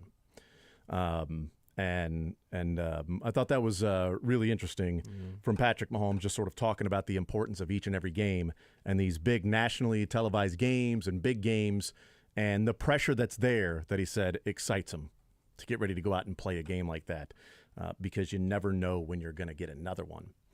And hopefully they get another one next week. But I definitely think that's the approach of Patrick Mahomes, where these games, you got to take your game to the next level. And the guys in that locker room, for the most part, except for even Amina, who's been in the playoffs, so not all, Drew Tranquill played a half of playoff, yeah. Played a really good half of football last year in the first round of the playoffs. But he's been in the playoffs, and he understands how quickly it can evaporate. A big lead like that was gone, and all of a sudden their season was over. I mean, they were planning their whoever they were playing the next week at halftime, and then they're planning their vacations after the game is over. But even some of the newer guys, obviously rookies know, but some of the newer guys, that's rookies N-O, but, some of the newer guys that have been around done that, and obviously the other guys that have been on this Chiefs team before just won the Super Bowl last year. So understanding that level of elevation your game has to go to, that, They played a team against the Bengals in, we talked about Michigan getting a do-over. Yeah. And being one of the teams that actually wanted a do-over and then got it and then did it. The Eagles, Jason Kelsey returning this year because he also wanted a do-over, and that has completely fallen apart. The Chiefs went into the offseason after 2021 wanting a do-over against the Bengals, and they got it. Yep. And they took advantage of it, and then they went and won a Super Bowl. So they've been there, done that. They understand the stakes and how high they are, and this team has gained their medal throughout these particular contests. I don't know what Miami's going to do if it starts to go sideways in the game. Maybe they'll fight back and all that stuff, but I know the Chiefs' mentality would be to be there and fight back. The issue is if they fall behind, I don't know that they have the ability and the players to fight back and pull. If they fall behind 24-0 like the Texans, they're not going on a 51-7 run. We'll start talking about the draft on Wednesday. Yes, if they fall behind like that, they don't have that firepower to just simply open up and be just looking like they are a snowball rolling down a hill to continue that theme. And since you've walked us up to that, Tyreek Hill does know what it's like. Yeah. He should not. I mean, as much as anybody, unless he's really lost his faith in Tua recently, which I don't know. But like if the Dolphins are down 14-0 and the Chiefs get the hot start, again, I think it's going to be a huge narrative thing, revenge game thing, Arrowhead thing. We got the clip of Tyreek Hill in the studio about 15 yards behind me right now of him talking to Dieter and Sherm about coming back to Arrowhead as the Chiefs' worst enemy before that game got shipped off to Germany. Now we're here. But for all the narratives that's going to be, I really do buy that there is an enormous Tyreek Hill factor in this game, because even as the Chiefs have had all their issues, the Dolphins feel like the team, again, that's like playing with a fraudulent label. They are the team that had the division and then let it slip away over the back quarter of the season, a team that has consistently seen some of the same issues, and a team that has not been here before. Tyreek Hill has been in this stadium. He has been in these situations. He's been in these games. He has won these games. He's been the reason that some of these games have been won, or at least an absolutely vital part of them all. There is going to be I don't think he's talked yet. I think we would have heard about it if he had.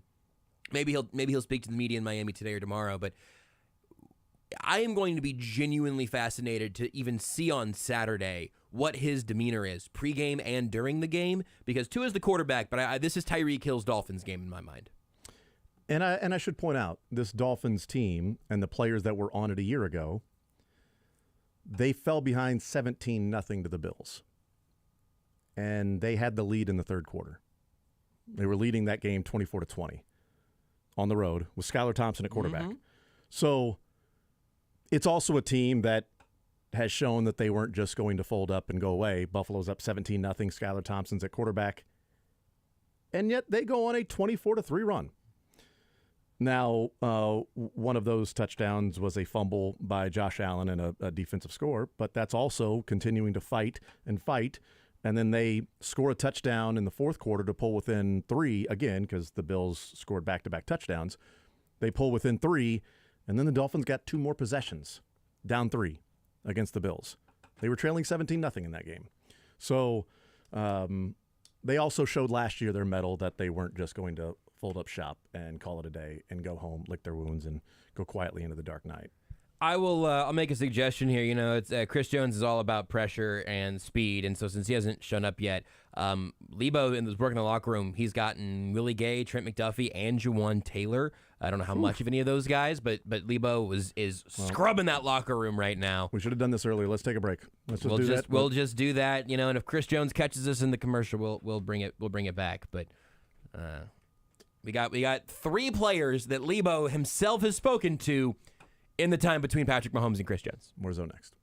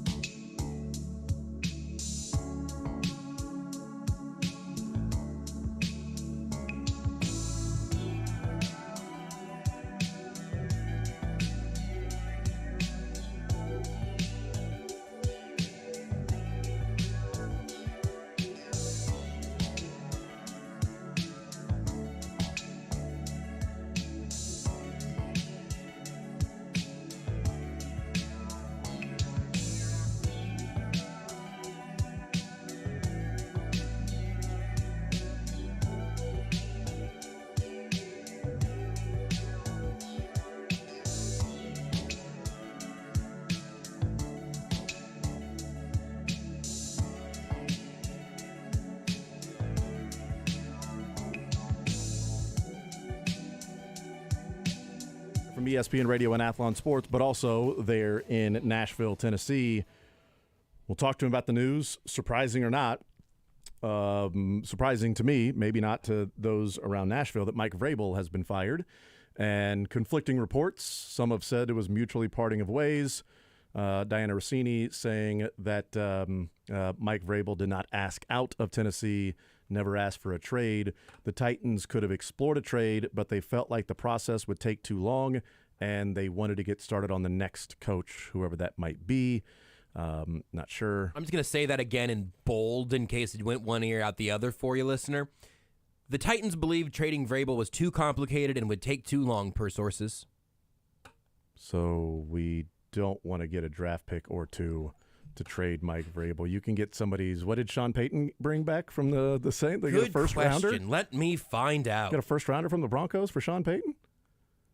2023 first round pick. That was number 30 overall. Was that was San from somebody else, Francisco's though. pick then?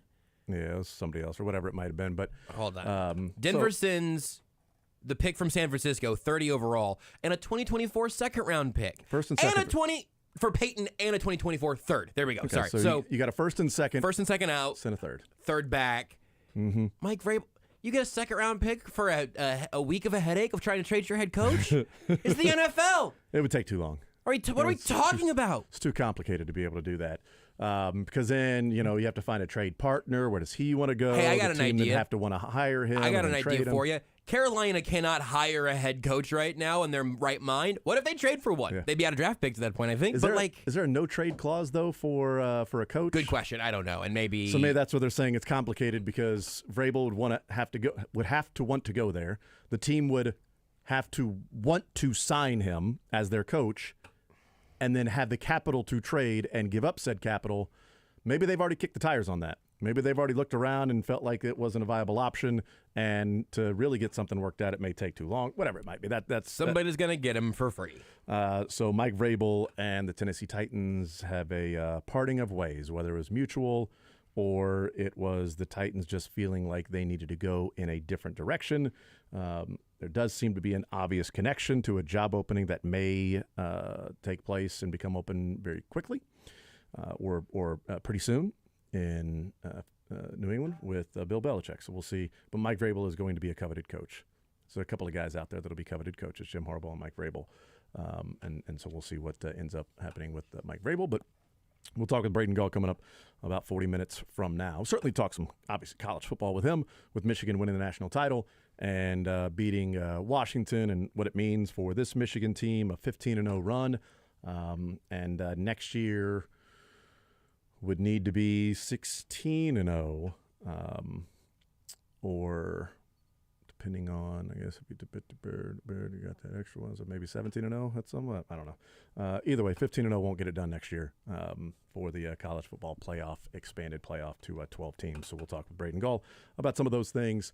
And by the way, the final AP ranking, just as a college football nugget, Mizzou number 8. K-State 18 and KU 23. So all three of the local schools finish in the top 25 of the final AP ranking. Pretty cool. I believe Chris Jones is. Hey, you know what? There we go. Worked out. So he is somewhere near.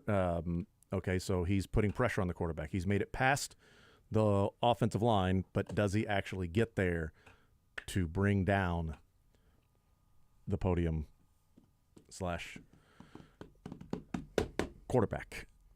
I have a lot of questions. Got a text of, here we go. I'm reading that in Dak Prescott's voice, which anytime I say, here we go. Red 95. Cold on Saturday, sub-zero temperatures, like coldest ever. So, just talking a little bit about, I know cold is a mind thing, but how do you keep that from being a distraction? What kinds of things do you do, to be able to play the way you want to play when you're playing in elements like that? Most importantly, I think we're in the playoffs. I think we're grateful for that. We know what's at stake. It can be negative 13-degree weather. I think we just decided to be here with this opportunity ahead of us. I think it's cold all the time here. So it shouldn't play a factor, you know what I mean? It's snowing one day, it's hot the next day. So hopefully it warms up a little bit before the game. But if not, we'll be prepared to play in whatever terrain they give us, what the universe gives us. Chris, Patrick's referred a few times now to counting on the defense as not even meaning they need to score that many points. Does that reflect what you guys think of your defense, and does it mean anything to you to know Patrick looks at you that way? I mean, it's a team effort collectively, right? Offense don't score 40 points.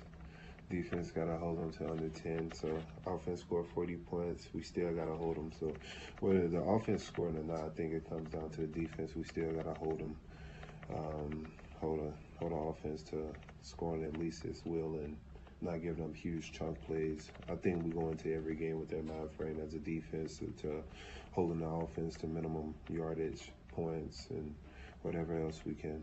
Chris, your early look at the Dolphins, you guys played them, not that long ago. They look any different or anything different than they were before? Yeah, they're a good team. You look at the history of us this year, the teams that we played twice this year with 2-2, for the Raiders, and then we go to the Denver Broncos. So it's a point of emphasis this week to make sure we key in on details and be attentive. We got a really, really good team coming in this week, high-scoring offense, a fearless coach, and a quarterback with a lot of weapons around him. Chris, fair to say that you feel like this is the best defensive team you've played on since you've been here? Yeah, collectively. We got a lot of good individuals in this room who have exceeded expectations along the year. But we're not, still got a ways to go. We got 4 to 5 more games to go. So we're going to continue to build off of what we put out throughout the regular season, continue to maximize our efforts. Chris, what do you think about playing Tyreek at Arrowhead? Should be exciting. Tyreek is a well-respected player, not only around the league, but exceptionally in this building. What he was able to do with his tenure here, how successful we were with Tyreek here, scoring a lot of points. Him becoming into himself as the cheetah. We came in together on our draft class. And it was a remarkable time, man. A lot of points were scored, a lot of sacks was made. It was fun. Chris, you had this fun moment where you were able to get your incentive last game. As you entered this playoffs with a little bit of uncertainty, do you do any reflection on your own tenure with the Chiefs, or is it just full steam ahead and we have a goal accomplished? I think it's more so as the goal. You usually reflect after, right? It's like after it's all done, you kind of reflect on what's the next chapter for you, for the team. I try not to think about it. Could be my last game in Arrowhead, who knows? But most importantly, we got a game to play. Trying to make a deep run in this playoffs, and if it is my last time, then we got to make it worthwhile. Is there a switch that's flipped when it's this time, playoff time? I mean, you go from the regular season and now here you are in the postseason. Is there just some different energy that kind of overtakes the building? I think the energy kind of transferred throughout the season. Later on in the season, we kind of want to be hitting our peaks as players and continue that throughout the playoffs. So I think there's a point of emphasis on the playoffs, on details, doing your job, point of emphasis on being where you're supposed to be, discipline, physicality. Chris, you just mentioned, the city last game at Arrowhead. I mean, how much of that thought crossed your mind? Does that give you even more motivation for this game? I know you're already motivated to play a playoff game, but is it any more motivation? Man, that ain't crossed my mind. Listen, I'm just thinking about playing the Dolphins. If it is, it is. If it's not, it's not. You can't think about what ifs. You can't think about the future because future tends to change. People change by the day. Feelings change by the day. And you just got to roll with the punches in life, man. They give you lemon, make lemonade. Right now, we're trying to make lemonade out of this, man. We got an exciting Dolphins team coming. Looking forward to it. We made the playoffs, won the AFC West. We slowly knocking off goals we wanted to do throughout this year. First thing was win the AFC West, have a home field game back in Arrowhead, and then let's make it and get the Lamar Trophy again. So we're slowly checking those boxes, and we'll continue to do that. we'll figure this out the rest of the end of the year, right? Chris, Last one. Chris, I have to ask. Okay, last two, Nate and then Todd. Chris, I have to ask. Twitter tells me 11 minutes ago you posted a. There's blood in the water. My dog, 5'5". Love my dog, Frank Clark. We need to bring him back. I'm going to keep harping until we get my dog back in the building. I was going to ask you about that, but then also, like Justin Houston apparently is a Dolphin. That's an old teammate guy, right? Yeah, what do you think about that? Good for him. Good for him, man. It's exciting to play against him.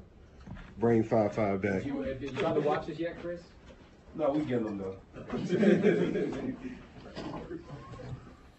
All right, there's Chris Jones. Apparently at 12:30, while he was late to his press conference, was tweeting about Frank Clark and a picture of Frank Clark that there's blood in the water. He would like the Chiefs to bring back Frank Clark.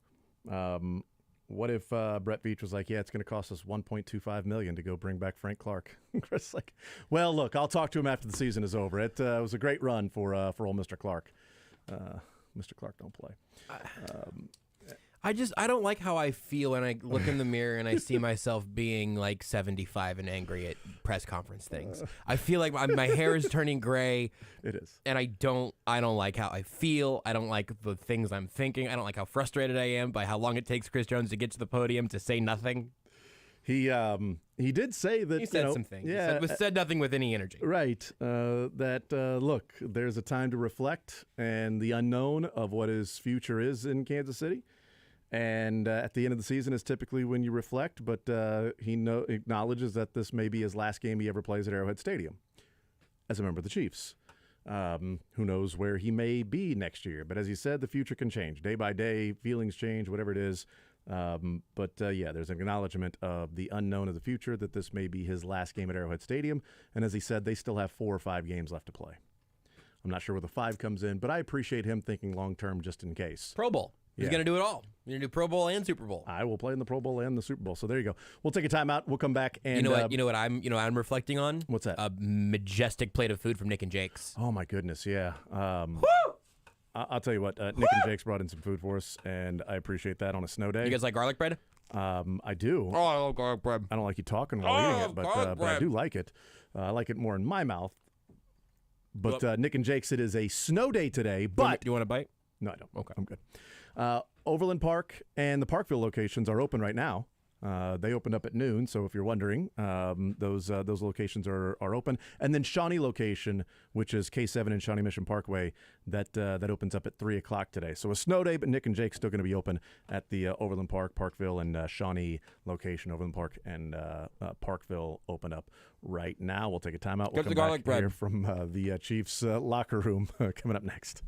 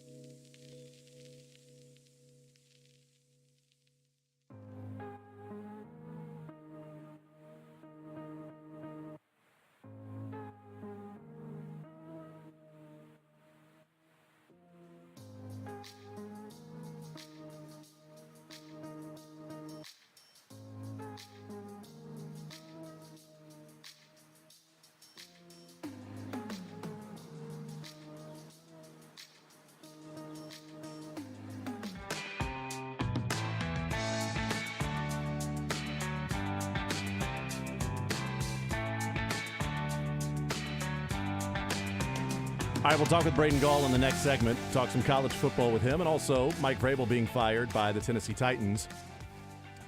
He's located there in Nashville, so we'll talk with him about what the heck went on as to it came to this conclusion, back-to-back losing seasons for Mike Vrabel since winning Coach of the Year And honors. this will be our last time talking to Braden, putting a cap on this college football season. And we would trade him to someone else, but it would just be too hard. It would be too hard. So we're just going to let him go after this segment this week. Very, very difficult. A number of people would like to trade Juwan Taylor. That also would be difficult and really, let's say, impossible when it comes to the salary cap.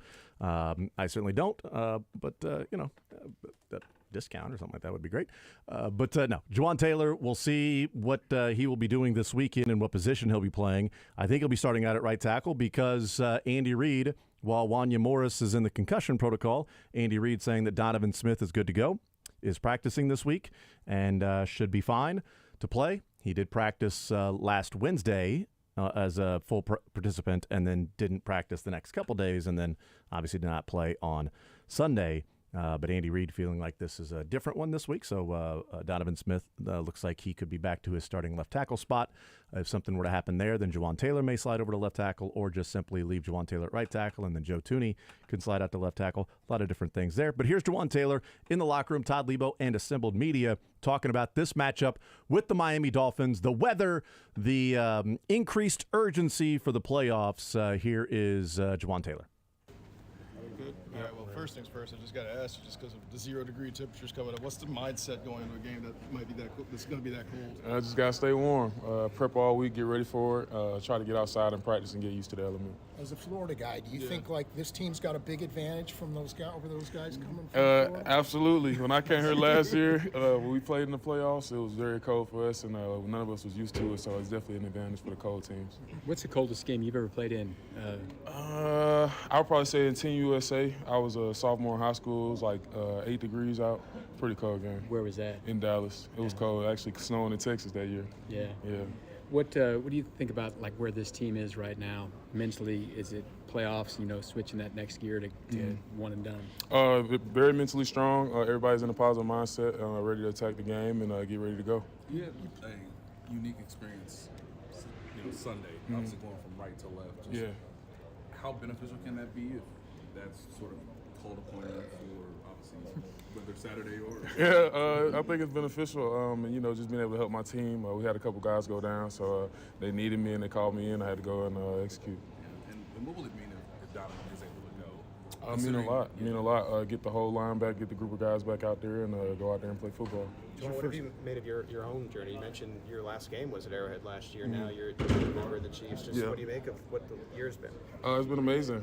Being here, being in the Midwest for the first time, living outside of Florida. I've been enjoying it. Definitely different elements, but just getting used to it. Do you think you'll have like some sort of like full circle moment when you get out there in the playoffs? Oh yeah, for sure. Didn't know actually my last game in Jacksonville was played in Arrowhead that I would be a Chief, but it's crazy how it happened. Yeah. What have you learned around here just about the mentality of these guys when they switch it on for the playoffs? It switches for sure. The intensity picks up, the game speed picks up. Everybody's playing hard and trying to get that win, so it's win or go home, so you definitely see that. When you look at the Dolphins, you guys played them, it wasn't that long ago, but a lot of things have changed. They've had some injuries and stuff like that. As you guys are doing your prep this week, do they look any different on defense, especially on the line? A little different, but they run a couple different fronts now that they have a couple guys down. But they also, I think, signed a couple guys too. So we'll be ready for whatever they bring, and just got to be prepared for whatever they decide to do.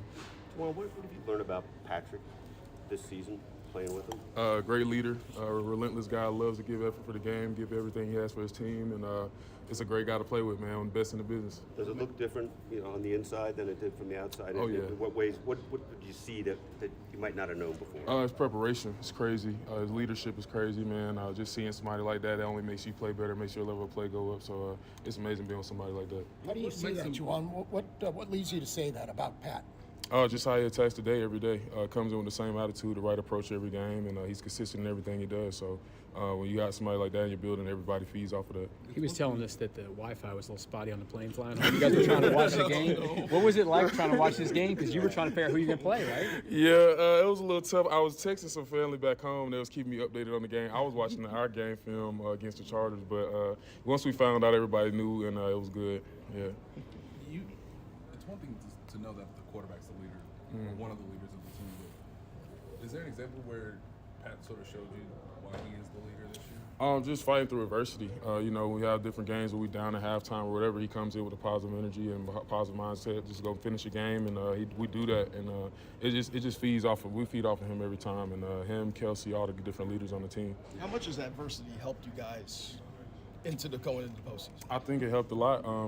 It built us who we are now, built our character, and let us know that when we go in the game, if we're down, we can still find a way to win, and we've been doing that. It may have surprised fans when television camera showed Pat sort of, yelling on the sideline. Yeah. How was that really a surprise for you? Or? Nah, I mean, it's part of football. It's part of football, and sometimes that's needed. If guys needed that extra push, that extra energy, he brings that. So we definitely feed off of that. But with him, was it unusual? I mean, No, it's not unusual. He's always even keeled and stuff, but when he needs to say something, he will say something. That's part of being a leader, and having good leadership. When you need to step up and say something, things need to be said. We're all grown men. We could take the leadership and keep it moving. Well, I'm sure that when you get to the postseason, you flip a switch anyway. But yeah. Do you see anything in Patrick's demeanor already that's showing a difference? I feel like the intensity in the whole building is picked up, and I feel it. I feel it in the meetings. I felt it in the walkthrough, and I feel everybody's intensity is definitely picked up. Who is the guy that would surprise you if he kind of went on a rant on the side? Probably one of my old linemen, maybe Creed or Joe or somebody like that, because we always having fun and laughing and stuff. But if they got a little loud, I'll be like, "Oh man," you know what I mean? Yeah. Appreciate y'all. Thank you. All right, there's Juwan Taylor. So talking about Patrick Mahomes as a leader, what it's been like playing for him as a leader, coming full circle that his final game with the Jags was in Arrowhead Stadium playing the Chiefs, and he will walk out there as a member of the Chiefs playing in the playoffs. But also saying a team from Jacksonville in Florida, and it was cold last year, and the Chiefs preparing here in Kansas City in the cold. And he said, when we got off that plane, it was it affected us. It was an advantage for the cold teams when we were in Florida, and then played here. Was it a 1 point advantage? 1.5? Was it a 3% advantage? But him saying, yeah, it was in our. If he's talking about it, then yeah, certainly it's in their mindset of, holy bleep, it's cold. I knew it was going to be cold, but now it's cold. There is something too, the difference between being in it all week and just being like, oh man, it's cold, and then on Thursday it's still cold. Still Friday, cold. It's even colder now. This is what the weather feels like here now. That's sort of annoying. Saturday, hey, it's cold in Kansas City and we're playing football. You get off that plane on Friday, and everyone who's ever flown from a warmer location to a colder location in the winter, when you step out of the airport for the first time, if you're not deplaning on the tarmac like the first class lifestyle, but you walk out into that city for the first time, and you have that first breath of it's like, oh, it's cold. Oh, my bones are cold. My lungs are cold. Everything is slowly turning to ice. That is it's a detrimental feeling when you're flying back from Florida, around Christmas. The Chiefs are the frog, and the weather is the opposite of the boiling water, where the Chiefs are slowly getting more and more used to it's at 30 degrees, then it's 20, then it's 10, then it's down to 0. That's right. Whereas the Dolphins are in 70, 80-degree weather, and then, oh my God, it's 0! It's -8! What the hell? I'm jumping out of this. Get me back inside!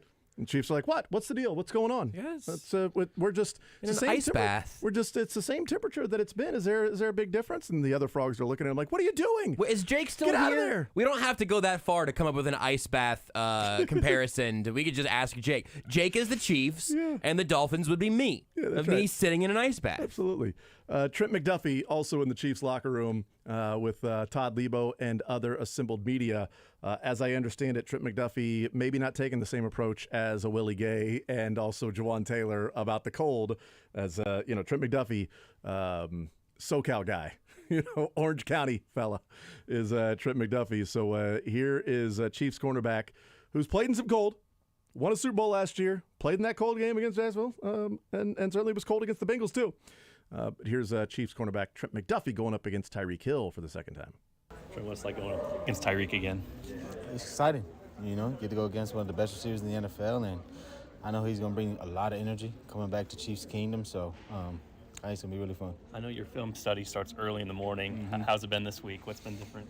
Not much, man. I feel like they run their offense and they do it at a high caliber, and they do what they do, and I think it's going to be on us to have the correct eye discipline and go out there and execute our defense and just play faster than them. Can you take us back to the first playoff game last year for you? Obviously, it was a new experience, but what can you gain from that you can apply in this second go-around? Yeah, honestly, really just the details of everything and how small of a margin of error you have in a playoff game. Like each play, every rep truly does count because the smallest thing can lead to the biggest play that can change the whole game. So just staying focused for 4 quarters and really just making sure I go out there and be able to do my job correctly. It's going to be huge. You ready to play in cold weather, the 0 degrees? We've been blessed out here, man. It's been great through December, and, I think KC finally woke up. So it is what it is. Sorry, what do you have to do to embrace the weather? I mean, is that a mindset? I don't know, bro. You kind of just get through it, I don't think there's anything you can do to get through some 0 degree, -2 weather. So just lock in, bro. It is what it is. There's a clip, Trent, of before the play last time, Tyreek talking to you. Uh-huh.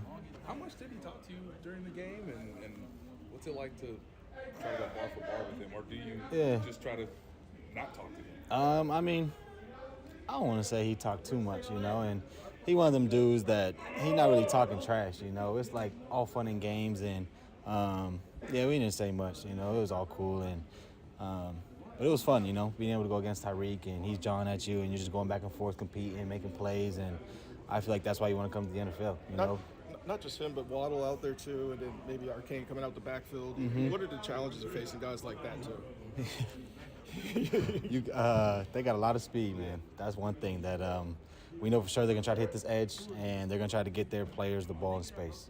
And so I think a big thing is open field tackling and getting off blocks, really. I think this is a game where all 11 is needed every single play. So go back to that swarm, that relentlessness that Coach Baggs talks about. I think that needs to be on display this weekend. Did you find last year, everyone always says, every preseason's one speed, regular season one speed, playoffs next. Did you find that was true last year, that it really does, speed-wise, everything? Yeah, I would say so. When you get to the playoffs, all of these teams are great. Each and every one of us can go out and win the Super Bowl. So, everybody's just a little more locked in. Everybody's doing their job a little faster, and I definitely say the speed picks up for sure. Did you guys, now almost everyone on this team won a Super Bowl last year, right? You got some young guys, though, especially some young guys in the backfield. Is that the kind of advice you give them to be ready this week for it to be just a different level? Yeah, I think that started even last week, knowing they're going to play just old things like you never know when you're going to play. Last year, AFC game, LJ Sneed went out the third play, and then it was Josh Williams in there, Jay Watt, me. And so we tell the young guys all the time, you just never know. So go throughout this week, even if you're down and you're not playing, man, continue to act like you're going to play, and I think that'll best prepare them for when their time's called. All right, there's Trent McDuffie, and that happened. Snead goes out early in that game, and it was Joshua Williams and Jalen Watson time, and they held their own, and they were really good. And Joshua Williams had that interception of Joe Burrow, and Jalen Watson had the interception of Joe Burrow as well. So both those guys having to step up and look, pick. The Chiefs getting set for the Miami Dolphins. We talked about and heard from Andy Reid in the now previous hour at about 11:50 or so. Andy Reid giving the injury update that just Wanya Morris and Justin Ross will miss practice today. Those are the only injuries. Wanya Morris concussion, Justin Ross hamstring, which means that Kadarius Toney, Donovan Smith, guys that missed the game via injury are back and practicing. It also means that Rashee Rice, while he was not practicing with a hamstring, might have just been more precautionary. The Miami Dolphins are trying to supplement their issues on their defensive line / linebacking core. Their outside linebackers, since Bradley Chubb and Jalen Phillips are both gone for the season. Cameron Good gone for the season. Van Ginkel got injured, and an update with that, with Mike McDaniel saying that Andrew Van Ginkel is definitely out for this week against the Chiefs. I think his what he said is he's going to miss it. He'll be out. So that's pretty straightforward that he's going to miss the game. And then Jerome Baker, a guy who had missed the previous 5 weeks for the Miami Dolphins and returned to play against Buffalo, that also could play the edge in a pinch if need be. Jerome Baker hurt his wrist and had surgery, and he is now out for the season for the Miami Dolphins. So even the guys that were going to be filling in for the guys that were the guys, they're now out. Are now out. Whoops. I mentioned this in a break here again, but Tom Pelissero tweeted that they have added 2 more veteran pass rushers, Bruce Irvin to the active roster and Malik Reed to the practice squad. They are signing guys off the street right now. They are putting together a dominant 2017 defensive line. I'm telling you what, man. Unstoppable. Justin Houston, Melvin Ingram, Bruce Irvin. Woo-wee! The Chiefs better be ready to go if they had a time machine. But yeah, it's look, that's all the indication you need. They're trying to find bodies that this week, when Bradley Chubb goes out last week and Jalen Phillips earlier, now you're saying, okay, well, it's going to be Van Ginkel and Cameron Good, and then Jerome Baker if need be. Okay, well, Cameron Good lost for the year with a knee injury. Okay, well, Van Ginkel looks like he's going to be out. Yeah, but Jerome Baker returned. He can fill in at defensive end. You know, Vic Fangio talked about that last week, that Jerome – oh, by the way, we didn't tell you guys, but he hurt his wrist. He's having surgery. He's actually out for the year. What's that? I mean, that's just kicking the teeth. Continues to be for them. Look, as I said with Adam Teicher, and I know we need to break and talk to Braden Gall. What I said with Adam Teicher is if there is a week where the Chiefs are trying to shuffle and figure out some offensive line and some injuries – it's better that they're not going up against the Cleveland Browns this week and their defensive line. They are going up against a battered and bruised and a mash unit of defense and guys that are pretty good players that are going to be watching the game on Saturday and not participating. That's a benefit. And if Patrick Mahomes has time to sit back there and throw, and if that offensive line is blowing that defensive line off the ball, then you can just rely on Pacheco, man. Just rely on Pacheco.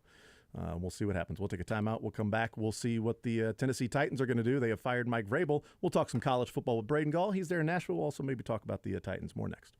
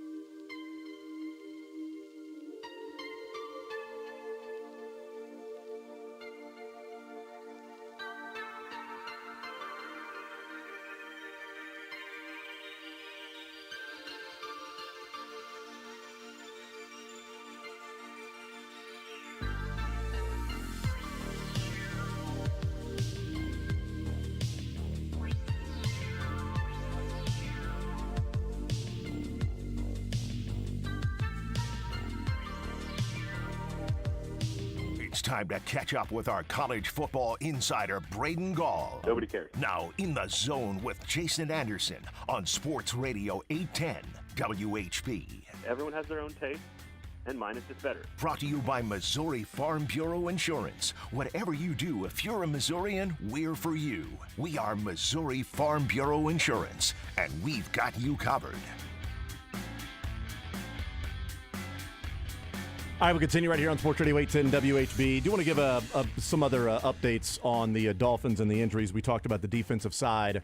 There's other news along with some of the defensive players. Xavier Howard, Mike McDaniel said that his injury and status for the KC game is, quote, more dubious. So it looks like they also won't have Xavier Howard playing this weekend. Asked about Javon Holland. He was limited in practice. And he said they will adjust his work this week so that they can hopefully get a full game out of Javon, limited in the game, I should say, last week against Buffalo. They will adjust his work this week so they can get a full game. And then they get good news on the offensive side. Jalen Waddle and Raheem Mostert, he said, both felt they could have played against Buffalo.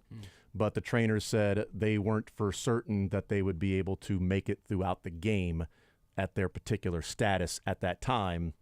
It's better to give it one more week just to be more cautious, and he said the risk outweighed the reward for those two playing. I would guess that Mostert and Waddle will be out on the field. They are losing some defensive guys, but they got some good news in getting some offensive guys back. We'll see. There you go. There's the update. Braden Gall joining us here, ESPN Radio, Athlon Sports, many other ways you can catch him. He's presented by Missouri Farm Bureau Insurance. Braden, welcome into the show, sir. We will talk some college football, but I wanted to get your thoughts first and foremost on certainly surprising news around here. Not sure how surprising it is in Nashville, but the Tennessee Titans have parted ways with Mike Vrabel. Yeah, I mean, look, pretty shocking considering that the owner, Amy Adams Strunk, sided with Vrabel last year, firing John Robinson in the middle of the season, or two-thirds of the way through the season, saying, look, the problem is personnel, which it is. The problem has not been coaching. I don't know. It's pretty shocking. I was, I've been reporting and told late in camp before the season started that the relationship between the general manager and the head coach, the new general manager, Rand Carthon, and the coach was tenuous, that they were having trouble being as collaborative as they were sold to us as being, the reason he was hired. Then reports from national folks started to leak out. We have been talking about the Vrabel to the New England trade for months on our local shows. None of this is all that surprising that it has reached a boiling point, that people are not getting along, that ownership, Vrabel and Carthon, are not getting along. That the two departments are not getting along. That is something I've been hearing for 5 months now.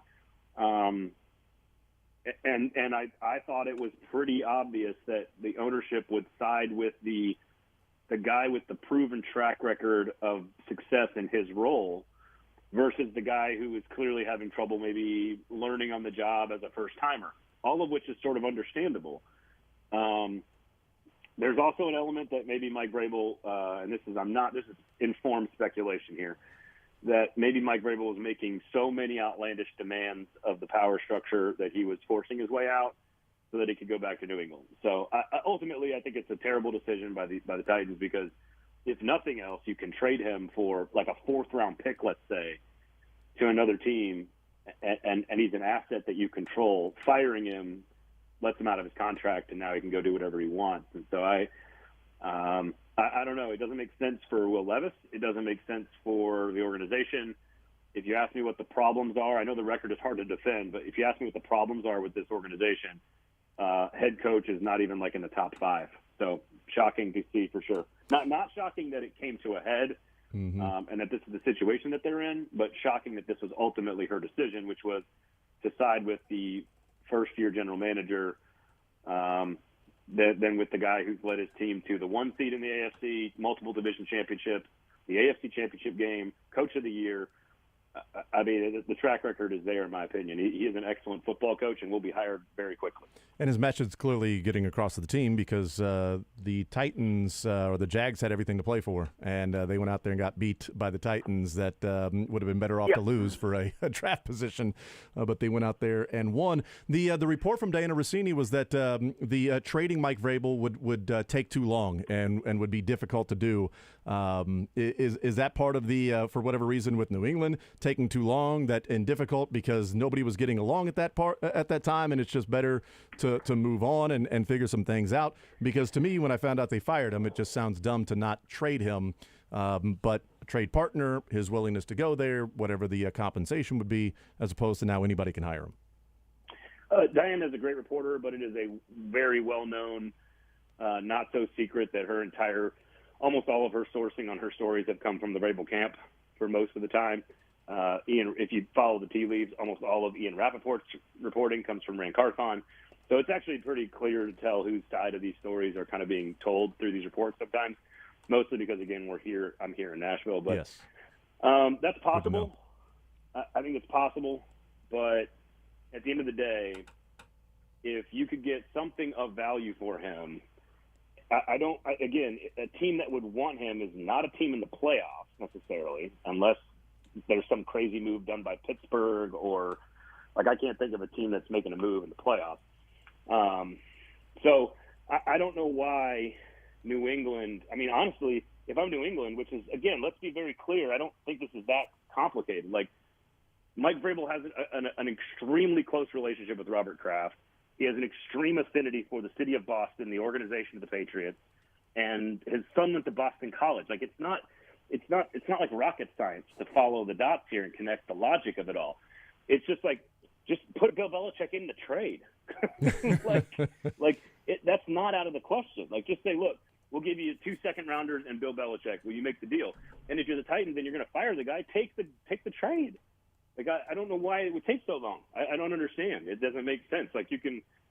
You trade players in the off season and at the deadline all the time. I know the Sean Payton thing took some time, but it wouldn't even be the first time Bill Belichick has been traded. I don't think. Amazing, but shocking news around here when that happened. But we'll see what happens moving forward. There will be coveted coaches, certainly. Mike Vrabel. I think Jim Harbaugh will be a coveted coach as well this offseason or this go-around very soon, actually. Braden Gall is our guest. What was your – now. Yes, exactly, right now.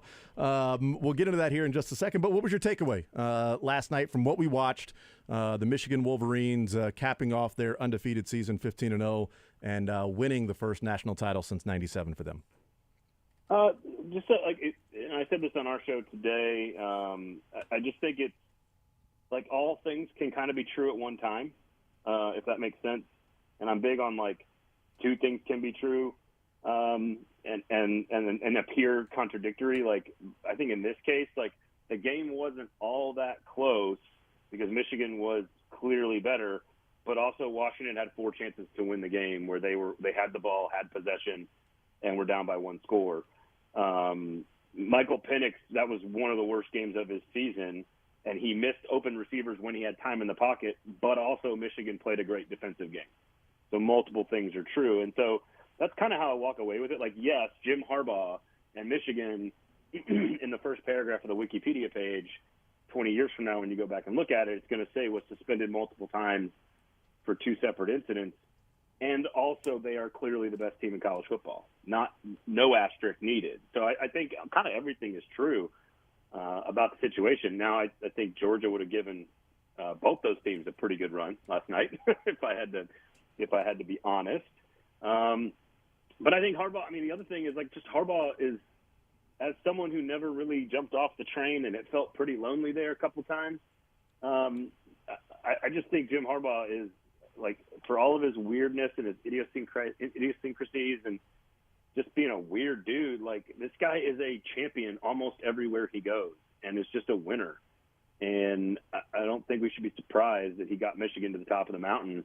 I do find it crazy, and I knew this because I've been studying it for a long time, but the last outright non-Ohio State Big Ten championship, national championship, was 1952. And like, what I find hilarious from Big Ten fans is how, like, there's some sort of conspiracy, you know, like it's a conspiracy for this or that, the SEC or whatever. It's like, or maybe you guys have just never won the national championship. And No. I was raised a Big Ten fan. I have converted to an SEC graduate in my life, and working in this business, it takes a rare combination of things to break through the sort of like elite roster speed. And I'm going to count USC and Pete Carroll in that when Texas broke through in 2005. I'm going to count, you know, whatever Clemson, Florida State's dominance of the ACC before Clemson sort of took over. Like it just takes something rare when your recruiting base is like Michigan, Pennsylvania, and Ohio. Like Ohio State's the only one that's ever been able to do it on any consistent level. 2014 and 2002, but like again, like Michigan, no other Big Ten team had even played in the national title game. So I think it means a whole lot to the Big Ten, to the region, certainly to Michigan fans, but also like a style of play. That's like Georgia was kind of like pseudo bully ball. Like last night was like true 3 yards in a cloud of dust bully ball, Big Ten style. And to see them actually finish it off and take care of business and win the championship while beating Alabama in the Rose Bowl, I think is good for college football in general. But I think it's also important to sort of note the legacy and sort of the history of this, which is it takes something very special for that to happen. It takes an elite coach with a veteran quarterback who's been in the playoff before, even though he didn't play well last night, and a deep collection of experienced and motivated seniors that wanted to come back to accomplish this very thing. And it takes that to sort of knock off the elite quarterback, the elite offense, the elite Southern speed team. It just takes something special, and I think Michigan had it, and they deserve it. They deserve the credit. Braden Gall's our guest. One of the other things that I was watching last night is, you know, the Georgia comparison, I think, is a really good one because if you change the jerseys and put Georgia jerseys on Michigan last night and change the Washington jerseys to, you know, just a different team and like, you know, or even just kept the Washington jerseys on there, that's fine. But point I'm making is like, you know, Michigan can have J.J. McCarthy at quarterback and the talent can overcome the QB, the overall roster talent, the bully ball. And Washington and other teams that are not the Georgias, Alabamas, what Jim Harbaugh has done at Michigan with a lot of seniors, older guys like 23-year-olds out there on the field, right, and guys that returned for a do-over to give it one shot because they felt like they laid an egg against TCU, that with Washington, the quarterback can overcome the roster deficiencies. But if that's the case, that quarterback has to be really good, has to be special on that particular night. He was special against Texas, and they went and beat Texas, but he then had to back it up and be special again against Michigan. He was not. He was generic Michael Penix, and he missed some open guys, whether that's because maybe he was, you know, feeling ghosts because Michigan's defensive line was that good, whatever it might have been. But, you know, you can overcome a rough quarterback play if your talent from top to bottom is just superior. Washington wasn't winning these close games if Michael Penix didn't have a Heisman caliber year and play the way he did against Texas. And if he played like he did against Michigan in some of the other games, they wouldn't be playing last night. Yeah, I think two things. I think the defensive lines are comparable, Texas and Michigan, but the secondaries are not. Some of Michigan's best players are in the secondary. Texas's secondary is its glaring weakness. And even with that, Penix had to be pretty good from an accuracy standpoint down the field against Texas, and he was brilliant. And so I agree. Like, this is where I think it's like two things are true. Like, Michael Penix missed on the first third down around the goal line to open Adunze on a crossing route. Yeah. Was that because Michigan sped him up or because he was having an on-off night? No, it's because I had Adunze as an anytime touchdown. Let's be honest. That's why. Yeah, and then he misses Adunze on the 4th and 7 call. Yeah, that was huge. Where he's completely wide open. Is that because Michigan sped him up or because Right. he was having an off night? Or Yeah. is it because of both? And so, I mean, there were plenty of plays where he clearly, like, their game plan was to throw the football as quickly as possible early in the game, to suck up the safeties and get people close to the line of scrimmage and try to slow down the pressure. And I see why that's a smart strategy. Because then when they went to the play that Adunze was open on the 4th and 7, where they motioned McMillan over to the right, they put a lot of stress on that corner to declare, and then you stress the safety with a backside post, and like Adunze was wide open and Penix missed him. They ran that exact same play in the fourth quarter. and it's the one they actually hit on, not the one that got called back for holding, but they actually hit on the big long play with about 6 minutes to go. It was identical. Adunze to the far right, man-to-man coverage, motion McMillan over, stress the corner to make a declaration, and then obviously Adunze was wide open. And so, like, the scheme was there. The scheme was there. The tight end down the seam in the red zone was wide open. Oh, yeah, he was, yeah. Penix missed him. And he threw underneath, the scheme was there. Kalen DeBoer, I thought, called a really great game. To your point, in the face of a team that's just got more depth and talent. You lose Dylan Johnson, that hurts. That's a factor. Like, through all of this, they had a chance to win the game. They had 4 drives with the football down by 7 in the second half to tie the game. They had 4 chances. And if you're going to win a national title, you need your superstar to be a superstar, and he was off. Some of that credit goes to Michigan. Some of that was he just wasn't that great. And to your point about McCarthy, like, I think J.J. McCarthy is better than how he played last night. I think he's a pretty decent quarterback. He might have a future in the NFL.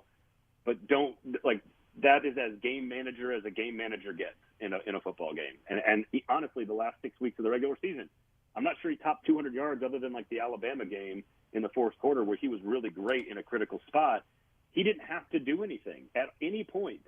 It doesn't mean he's bad. It just means he didn't have to do any heavy lifting at any point during the second half of that season.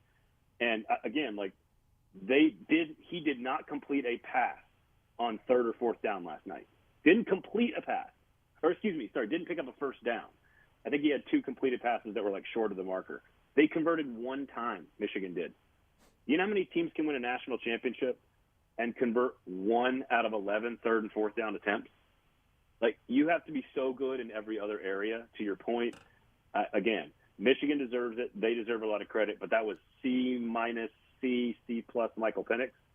And if even he is just a B+, that game's probably tied in the fourth quarter.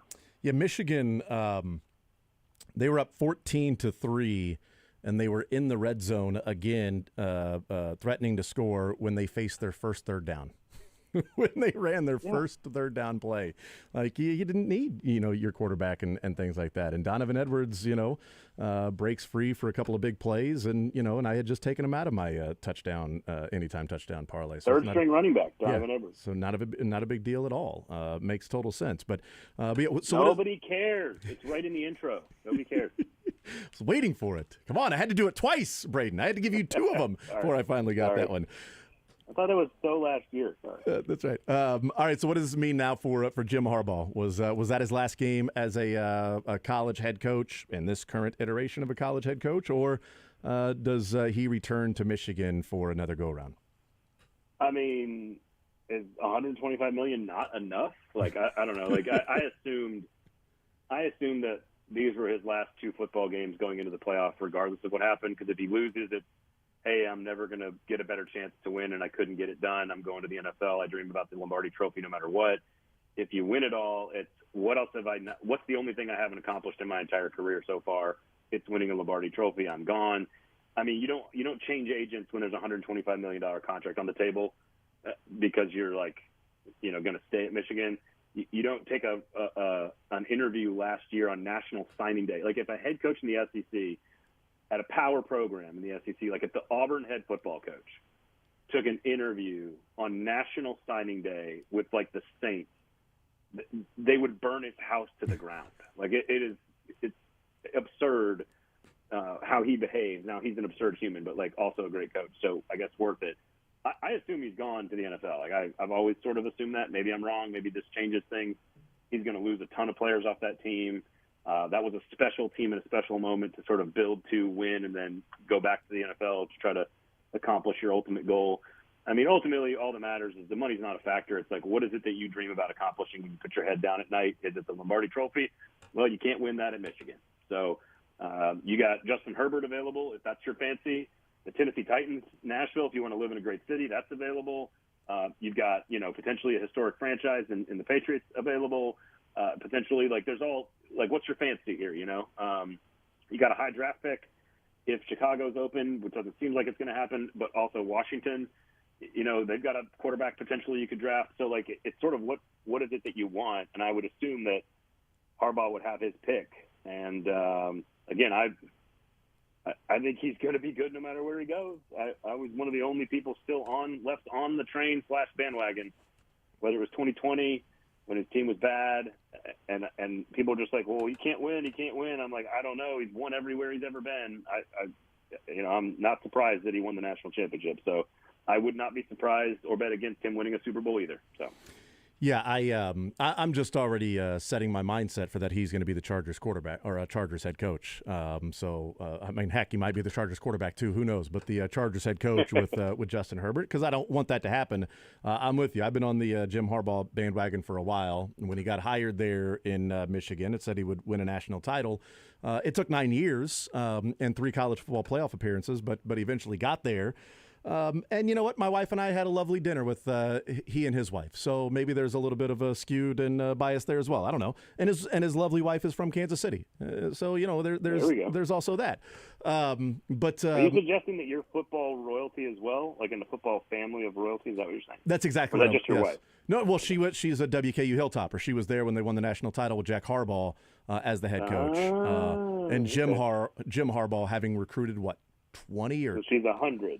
Yes, 20-something players on that national championship team or whatever. But it's funny because he talked about he gets to finally sit at the big boy table now at dinners. But while he's been behind and sitting at the little kids table and his dad has a national championship and his brother has a Super Bowl, he can now be the only one sitting at his own table for a different reason if he's got a national championship and a Super Bowl.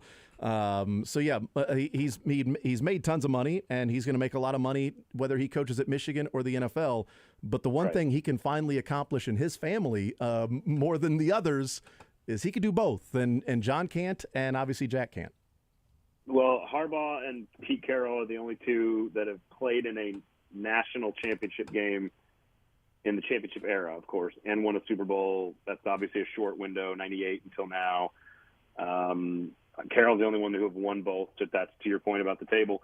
There are a few other. I think Jimmy Johnson, right, won a national championship and a Super Bowl as well at Miami, and then for the Dallas Cowboys. So even if you add Jimmy Johnson in there, it's a pretty small fraternity of guys that can claim that they've done both. A name's escaping me, but I think there's like one other name.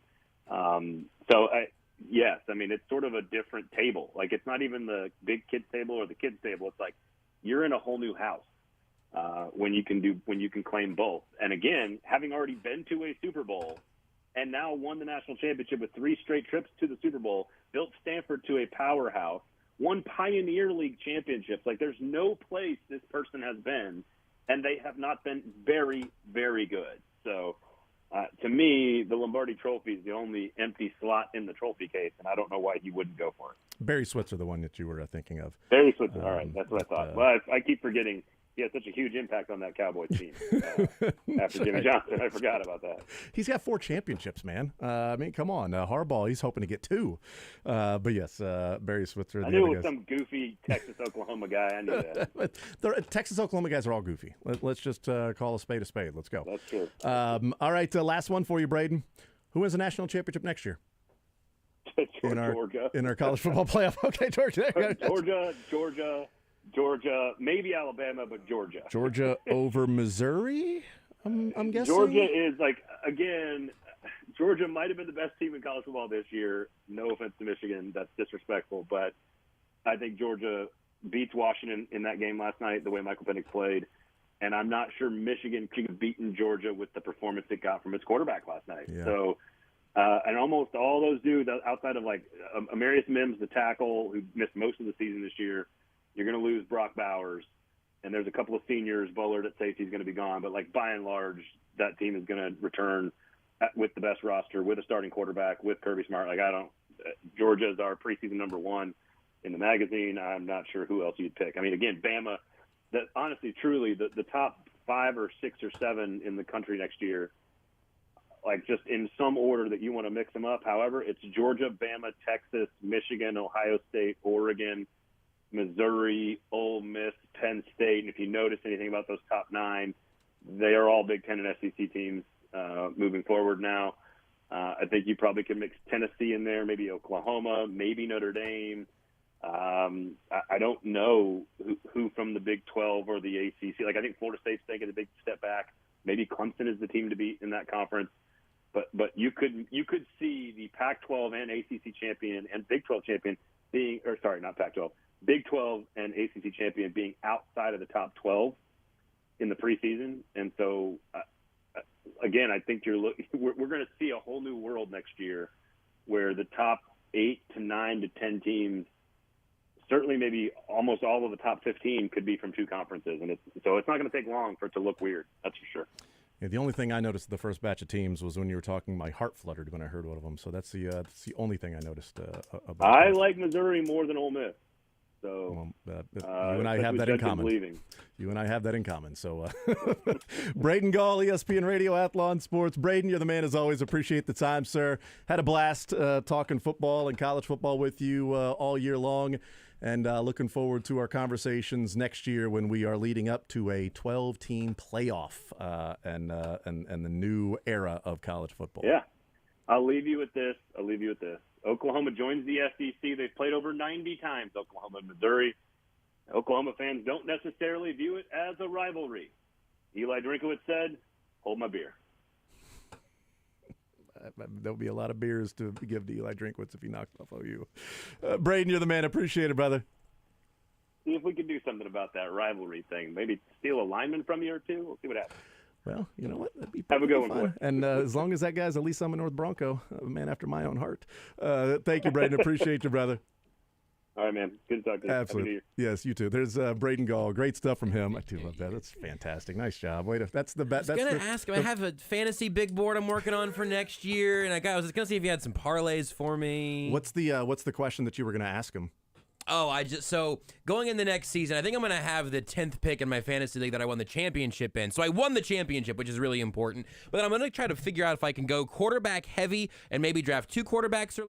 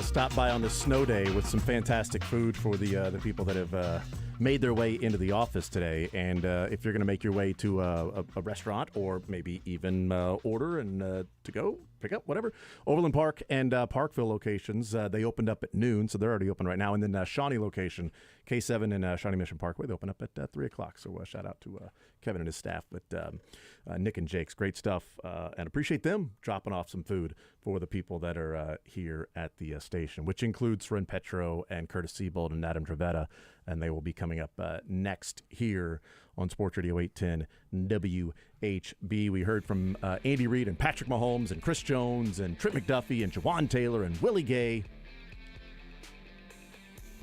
and Adam Teicher and Braden Gall. What a show. It's a good show. It's a good show. We're in playoff mode. We hit our stride at the are. right time. Getting Right. hot at the right time. Ready to go, and hopefully that's the same thing with the Chiefs. One game at a time. We One also show at a practiced time. inside today. Yeah, we did. One show at a time. We did keep the doors closed today, but should we for like Friday? Do you think we got to crack the doors open and just do a show in the elements? No, actually, I think I that don't might be think so. kind of nice. I think that For you. might for all of us. I think we could all do it together. Dylan could come in here even. I think we do that as like a showing of solidarity with the Chiefs. No, I'm good. I'm all right. Well, actually, on Friday, right? Yeah. Well, Mick sits right there next to the door. Let's do it. Let's do it on Friday. Yeah, we could do a remote from the balcony. Roughly 1 o'clock. Deal. We should do that. Fantastic.